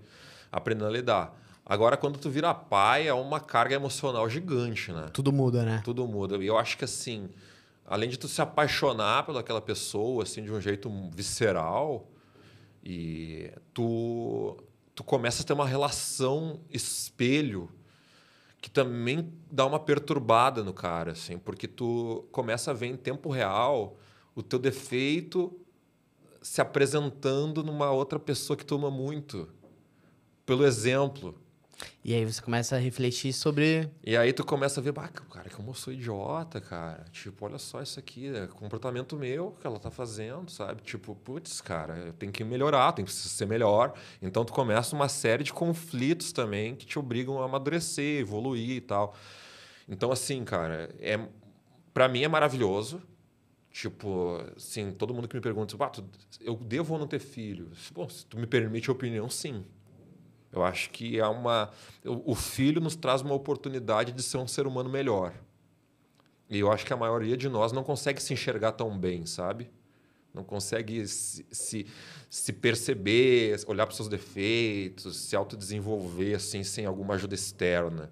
Eu acho que o filho traz isso meio para cima de forma muito forte, assim. E aí eu acho que a gente começa a enxergar a gente quando criança também. Eu acho que a gente, como adulto, a gente vai perdendo quem a gente é ao longo dos anos. Tipo assim, por que eu deixei de fazer isso? Por que eu deixei de ser assim? Eu era assim, deixei de fazer isso. E aí tu começa a pensar, tipo, cara, eu não quero que a minha filha também deixe, sabe? Porque, olha, por que eu, sabe? Então, como é que eu cheguei aqui, sabe? Então, eu acho que a gente começa a fazer muitas reflexões e isso, eu acho que traz uma graça para a vida, eu acho diferente também, sabe? Um autoconhecimento, tu começa a olhar as coisas sob um olhar mais contemplativo. Dá um gás diferente, né? Eu não tenho filho, mas, pô, todos os meus amigos comentam, pô, o gás que você ganha, principalmente para trabalho, como que você vê as coisas de uma forma diferente, porque agora é como você colocou, né? Pô, sempre a gente tem dificuldade de pagar uma conta, pô, quer fazer uma coisa, não dá e tudo mais, mas é diferente porque é só você e tudo mais, você não tem uma outra vida ali que você é responsável, né? E assim, no trabalho também mudei muito, porque antes, tipo assim, vamos até meia-noite trabalhando, até as 3 da manhã trabalhando, a maior parte do tempo eu podia dizer sim e dizia. Hoje em dia, a maior parte do tempo eu quero dizer não. Então, eu até... Justamente porque você quer passar mais tempo com a sua família. Né? Então eu vejo assim que é muito fácil você se sentir competente trabalhando 15 horas por dia. Porque você dá conta de tudo, entre aspas. Cara, você devia dar conta de tudo em 6, em 7, em 8. Né? E não em 15. E eu acho que essa é a grande questão, sabe? Tipo, cara, para mim poder estar lá, eu preciso estar com a cabeça lá também, não só lá fisicamente. Então eu tenho que também liberar minha agenda mental. Eu preciso ter conseguido realizar as coisas que eu queria realizar em tempo, para poder, quando for para lá, eu não estar com a cabeça em outro lugar. Tanto quando você for para casa, não tá com a cabeça no trabalho, quando você estiver no trabalho, com a cabeça aí na sua casa, né? Pô, isso aí faz muito sentido. Não tinha olhado por essa percepção. E é difícil, cara. Equilibrar, né? Equilibrar. É muito difícil. Tipo assim, eu penso muito nessa área de triângulo, assim, por causa disso, sabe? De equilíbrio, de entender que existe um eu... Existe a minha família, um eu pessoal, uma pessoa que se completa como um todo, assim. Existe as pessoas que eu amo e existe o trabalho. Guilherme trabalhando também, né? E eu exercendo o meu eu como profissão, porque eu acho que isso é muito pessoal também, sabe? Tipo... É verdade, né? É como eu te perguntei, né? Pô, é família e trabalho, mas na verdade ainda tem você, né? Tem os seus desejos ali e tudo mais, né? Porque eu acho que a gente escolhe um trabalho, assim, para que de alguma forma se conecta com a gente, de alguma forma, né? Tipo, a gente se vê naquilo ali, a gente se enxerga naquilo ali, sente aqueles movimentos. Então, a gente também tem que ter nessa busca de se sentir completo, né? E então eu acho que tem esses 3 lados de alguma maneira. E tem alguma coisa que você faz ali que, pô, é sua válvula de escape hoje? Tipo, algum esporte? Cara, essa é a parte que eu mais devo na minha vida. Esse ano eu fiquei o ano inteiro tentando me achar. Eu tô numa vibe de desenvolvimento pessoal faz uns anos, assim, sabe? Faço terapia. Legal. Faço acompanhamento nutricional. Eu acabei entrando nessa. Isso aí é muito bom, hein, cara? Porque quando você muda ali essa parte nutricional, muda totalmente o seu corpo, né? A gente vê como que o nosso corpo é realmente uma máquina, né? Mas eu caí nisso por causa de uma pane geral, assim, porque eu não cheguei a burnout, assim, nunca me dei ao luxo de chegar em burnout, mas eu estava extremamente ansioso, era uma ansiedade generalizada. Às vezes assim, nem tinha motivo, né? E daí eu acabei indo pro remédio, porque não tinha mais o que fazer, o cara tem que sair da merda pro cara começar a enxergar as coisas direito, né? E aí entrei no acompanhamento psiquiátrico, e daí psicoterapêutico, nutricional, e comecei a tentar dormir de novo como devia. Isso é uma das questões que minha ansiedade me privou. Eu dormia superficialmente, eu nunca entrava num sono Profundo, né? profundo. Nossa, teve uma época, uns 3 anos atrás, que eu chegava a deitar, dormia, e se eu tinha alguma reunião importante no outro dia, eu sonhava. Como se eu estivesse na reunião, como se eu estivesse fazendo a Isso é reunião. horrível, cara. E, cara, eu dormia 12 horas, 10 horas, e parecia que eu não tinha dormido. Parecia que eu tinha dormido 4, 5. Era bizarro. Exatamente. Você não consegue desligar mesmo. Acontecia esse tipo de coisa comigo, assim. Eu não pensava no trabalho, assim, sabe? Mas se caísse uma pena do lado da minha cama, eu acordava. Bizarro. E aí eu tava tão ansioso que eu não segurava mais o xixi durante o sono. Caraca. Então eu tinha que levantar 5 vezes para ir no banheiro, sabe? Então meu sono não tinha nem duração mais e nem profundidade. Então eu tava destruído, assim, sabe? O ânimo tava horrível, irritabilidade lá nas alturas. Você falou, vou procurar ajuda. Empurrãozinho da minha mulher, né? Tem que ter. Empurrãozinho da minha mulher. O homem, às vezes, não procura médico. Exato, procura acho que não ajuda, precisa, né? E tal. Daí o cara, enfim, precisa, às vezes, de uma ajuda alheia para acontecer. E aí o hobby, o exercício físico é uma coisa que eu fiz períodos assim e daí eu paro, porque daí acontece isso, acontece aquilo. E daí, Eu também sou assim. Cara, Esse ano em si eu prometi várias vezes que eu ia voltar à academia, não sei o quê. E aí você começa por um período, aí acontece alguma Isso coisa, principalmente rotina de viagem e Isso tudo aí. mais. Eu, por exemplo, esse ano eu fiz 45 eventos. Cara, é a mesma São 45 finais de semana que eu comprometi. E aí na segunda-feira você tá cansado, voo e tudo mais, e aí você acaba deixando pra trás. Exatamente. Foi aí que morre a minha rotina nesse sentido, sabe? Aí tentei voltar a tocar violão. E a banda? A banda não, né? A banda não sem chance. Mas comecei a brincar, isso me traz assim, emoções bem gostosas, assim, sabe? E me leva para lugares bons, assim. Mas daí o cara viaja de novo e daí não... Uma das válvulas que eu tenho de escape, cara, eu gosto muito de videogame. Aí, cara, quando eu encontro algum jogo ali que eu gosto, é um período ali que eu consigo ter uma boa válvula de escape pra descarregar cara, um pouco, isso sabe? foi outra cagada que eu fiz na minha vida. Eu sempre gostei. Como criança, eu era um nerd, assim, daquele clássico. E... Adorava Pokémon. Adorava Pokémon, adorava Nintendo, isso. sabe? Mario, Donkey Kong, todas essas coisas, Zelda. E aí jogava computador, mas como Guilherme adulto, jovem adulto que tinha uma vida social, namorada, banda, tinha faculdade, tinha emprego, essas coisas foram ficando de lado, assim, sabe? E aí eu matei assim muito da minha diversão ao longo do tempo, sabe? E agora minha filha, comecei a deixar ela jogar e aí tô me reconectando com isso. Aí eu jogo com ela e tal, tá sendo muito gostoso. Legal. E pô, a gente tá caminhando aqui pro final, Gui. Quero que você dê dois recados aí pra galera, tá? Primeiro, eu queria que você, como a sua grande experiência é como dono de agência, CEO e empreendedor, que lição que você dá hoje para um cara que está começando uma agência hoje, para onde ele deve olhar e o que é importante para ter uma agência de sucesso? Boa. Cara, primeira questão, não abra por abrir uma agência. Eu sei que você tem uma competência técnica qualquer ou um conjunto delas. Você pode até se achar muito bom e talvez inclusive seja, mas o ponto é: não se coloque num lugar onde você é um técnico. Coloque numa posição onde você é um estrategista, onde você tem opiniões, onde você tem um ponto de vista. Então, senão você vai ser muito facilmente trocado por alguém mais barato. Mesmo que seja incompetente. A pessoa incompetente é mais barata, mas vai ser trocado em algum momento. Porque você não é estratégico. Porque você não é estratégico. Então, busque as mesas onde você faz e contribui para o rumo do seu cliente e não apenas para a execução técnica de ações de marketing. Porque senão você é facilmente substituído.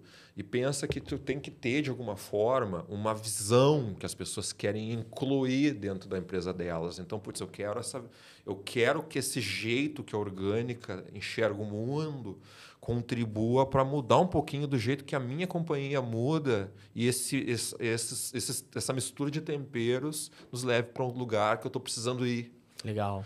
Então, acho que essa personalidade a agência tem que ter. Ela não pode ser simplesmente uma empresa... Mais uma no mercado, que é mais uma opção. Que é mais uma opção e tal. Né? Tente agregar, de fato, valor, né? Não simplesmente execução. Faça, de fato, com que o cliente tenha retorno e perceba retorno. Lá na Orgânica, a gente tinha 3 pilares do sucesso do cliente. Agora a gente está com 4, tá? Mas a gente tem que entregar sucesso, né? Então, é sucesso... Receita. Né? A gente tem que fazer com que o cliente perceba o resultado, porque não adianta tu entregar e o cara não perceber, e isso é o que mais tem. Tá? A gente tem que fazer com que ele tenha um relacionamento aquecido, porque não existe nada pior do que trabalhar com alguém que a gente não suporta. Então tem que ser bom trabalhar com aquela agência, humanamente falando, né? Pessoa com pessoa, né? Tem que ser agradável, né?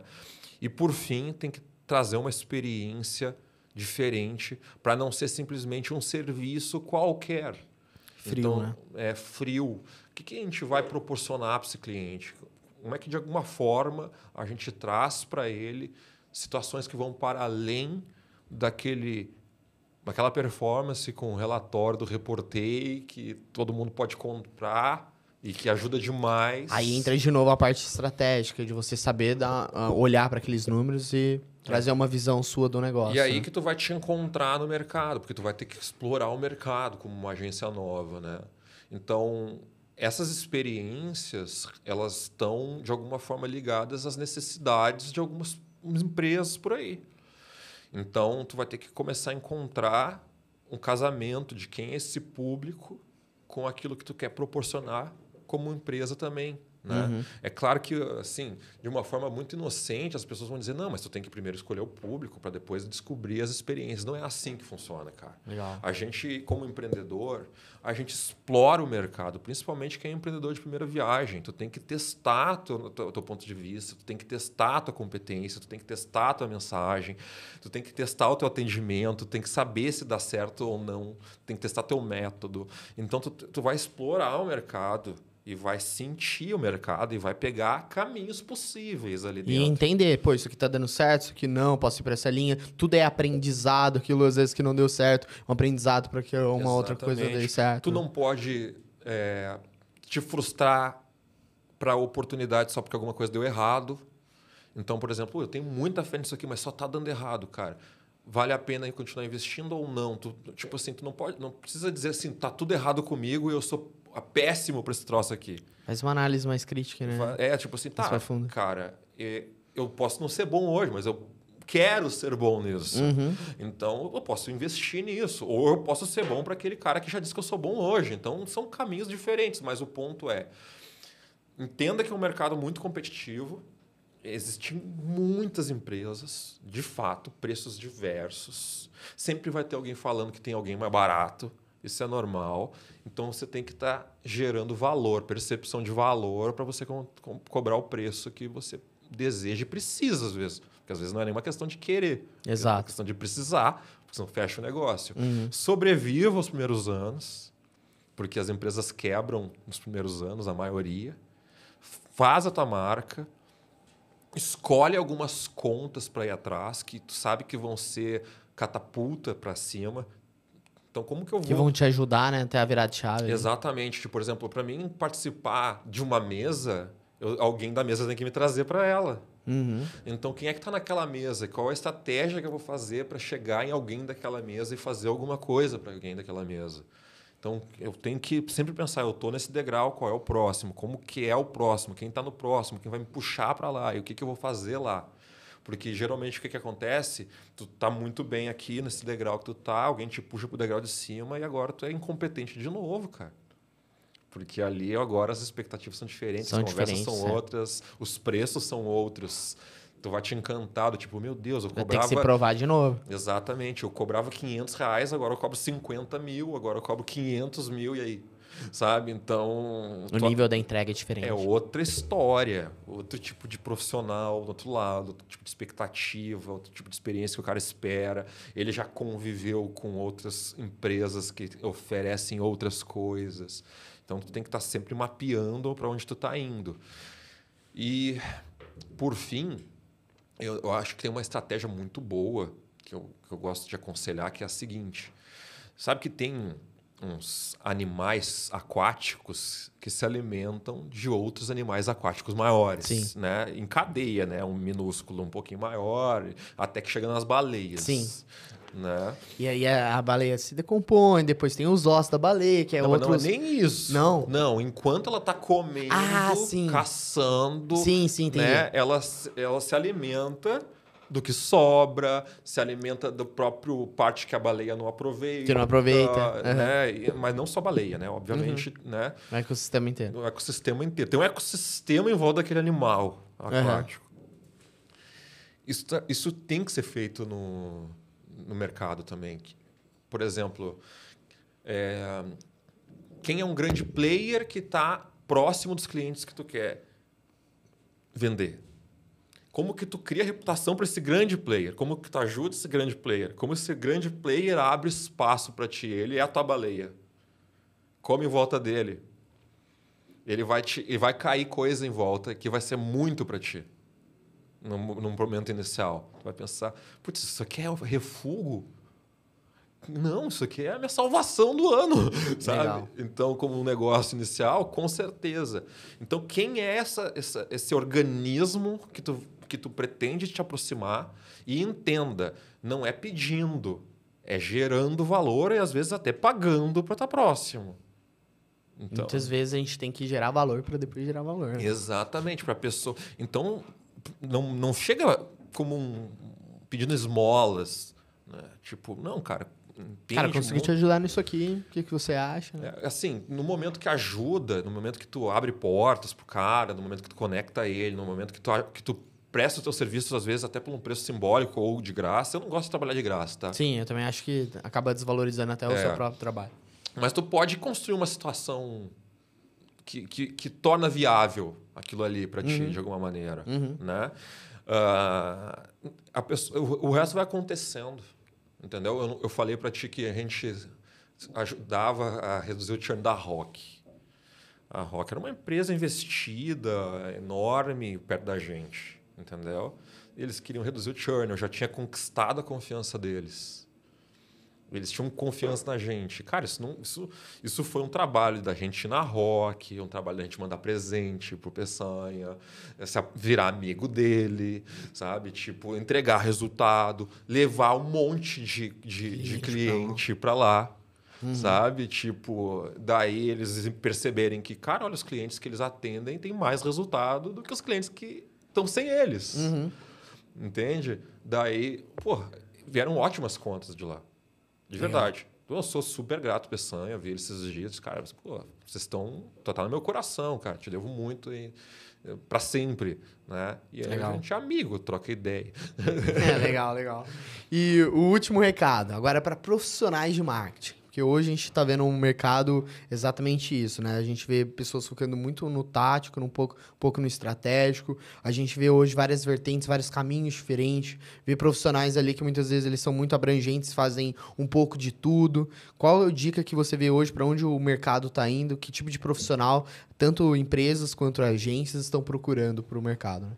Para quem está começando agora, está nesse momento. Eu vejo oportunidades diversas, tá? Eu acho que a primeira oportunidade está em relação a você unir automação com inteligência artificial. Legal.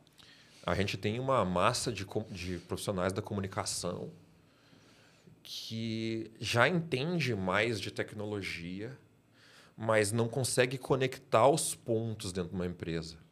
Não consegue olhar a empresa de cima e pensar para além de um procedimento de trabalho sendo executado com uma automação ou com uma inteligência artificial, entender o processo, entender como que a inteligência artificial transita dentro da empresa e faz mudanças dentro da empresa.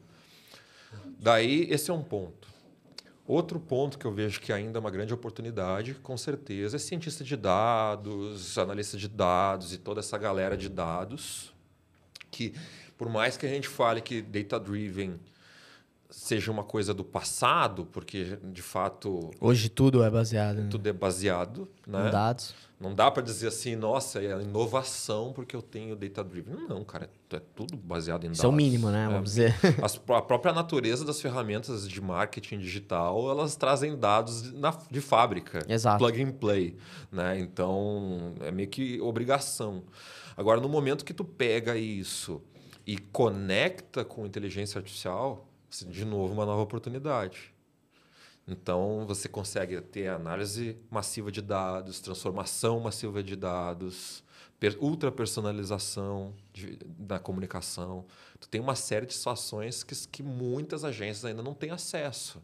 Então, você se coloca numa condição de profissional que a gente chama de mosca branca lá em tecnologia. Que é tipo assim... até existe, mas, cara, para achar uma é raríssimo. Sabe? Então, tu bota esses profissionais na mesa, eles têm garantia de emprego, eles têm garantia de renda, eles têm garantia de sucesso, porque eles vão transformar e por onde eles vão passar. Então, esses 2 pontos, para mim, são oportunidades hoje. Tá? E, por fim, assim, também, de novo, não é algo que é inovador, mas eu acho que o profissional de marketing como um todo, ele tem que entender, para além daquilo que ele escolheu ser, um especialista, ele tem que entender o beabá de growth e o beabá de branding. Sim. Ele precisa. Tipo, cara, não dá mais... Nem que seja o básico, né? Não dá mais para tolerar gente que é tarefeira, que não consegue unir os pontos dentro da cabeça, concatenar as ideias, enxergar para além da tarefa que chega na mesa ali, naquele sprint, sei lá, Sim. sabe? Tipo, tarefa, e depois não olha porque aconteceu, não sabe? Então, acho que as pessoas estão num mal... mas daí isso está para além do nosso mercado, que é um mal que as pessoas não entendem legado, assim, sabe? Qual é a minha marca e como que eu vou transformar pessoalmente aquela empresa que eu estou contribuindo. É isso. Porque é uma contribuição que você está fazendo e um legado que você vai deixar ali. Legado que você tanto vai positivo quanto negativo. Aí você vai entrevistar uma pessoa, tu pergunta assim, qual é o teu legado na experiência anterior? O cara não sabe contar. Ele nunca pensou sobre isso. Ele nunca, de alguma forma, refletiu. Essa é uma ótima pergunta para uma entrevista. Porra, cara, isso muda tudo, cara. Tu quer um cara que tu percebe que é inquieto, inovador, que vai atrás, que estuda e se mexe. Tu tem que entender isso, porque senão tu vai ter uma pessoa que está acostumada a receber as coisas no colo. Entendeu? Então, e dependendo da tua cultura, tu não quer isso, cara. Tu quer que o cara vá atrás. Então, hustler, né? É isso. E aí, eu acho que esse é um ponto. As pessoas precisam entender assim, tipo assim, cara, eu estou numa empresa. Essa empresa é um mar de oportunidades, independente de qual for. Ela é um mar de oportunidades. Eu digo para a galera da Orgânica que a Orgânica é um caixa eletrônico. E vocês sabem a senha. Saquem dinheiro da Orgânica. Sabe? Foda. Tipo, faz dinheiro na Orgânica, cara. Olha para um problema, resolve aquele problema, Traz a solução, né? Tipo, cara, transforma... Principalmente a questão operacional, pô. Tem muito problema operacional que a gente acaba sabendo quando já virou, cara, um turbilhão de coisas ali, uma bola de neve, mas, cara, aquilo já tava rolando há muito tempo que ninguém falava nada. E aí você pegar aquele problema, pô, vamos resolver isso aqui, a gente tem esse problema, essa solução, né? Aí tu pega problemas que o cliente tem, cara, destrói com aquele cliente, faz o cliente exigir que tu esteja lá, cara. Tipo, faz a tua marca, sabe? Tipo, o cara associar que o resultado dele é teu. E aquele cliente, às vezes, depois vai chamar esse cara pra trabalhar, vai sair de lá, vai trabalhar em outro lugar, vai lembrar de você, que você deixou seu legado, vai te chamar pra trabalhar naquele outro lugar. É sobre isso, né? É sobre isso, cara. E sim, senão tu tá só um parasita no mundo. Assim. Só mais um, né? Só mais um no rolê, cara. Tipo, tu tem a oportunidade de ser um ser com a sua própria história. Eu acho que o lance não é se achar, porque às vezes tem um lance do tipo, eu não gosto de ficar me dando tapa nas costas porque eu fiz isso, fiz aquilo. Não tem nada a ver com isso, cara. Tem a ver de tu ser intencional, entender qual é o rolê que tu tá fazendo na tua vida, que tipo de transformação que tu quer causar com o que tu escolheu ser. E celebrar isso também. Do tipo, pô, cara, eu tô conseguindo. É isso. Sabe? Tipo, eu tô fazendo de fato rolar. E vão sentir minha falta. É isso. Eu falo muito sobre isso. Eu falo que é o nota 6, profissional nota 6.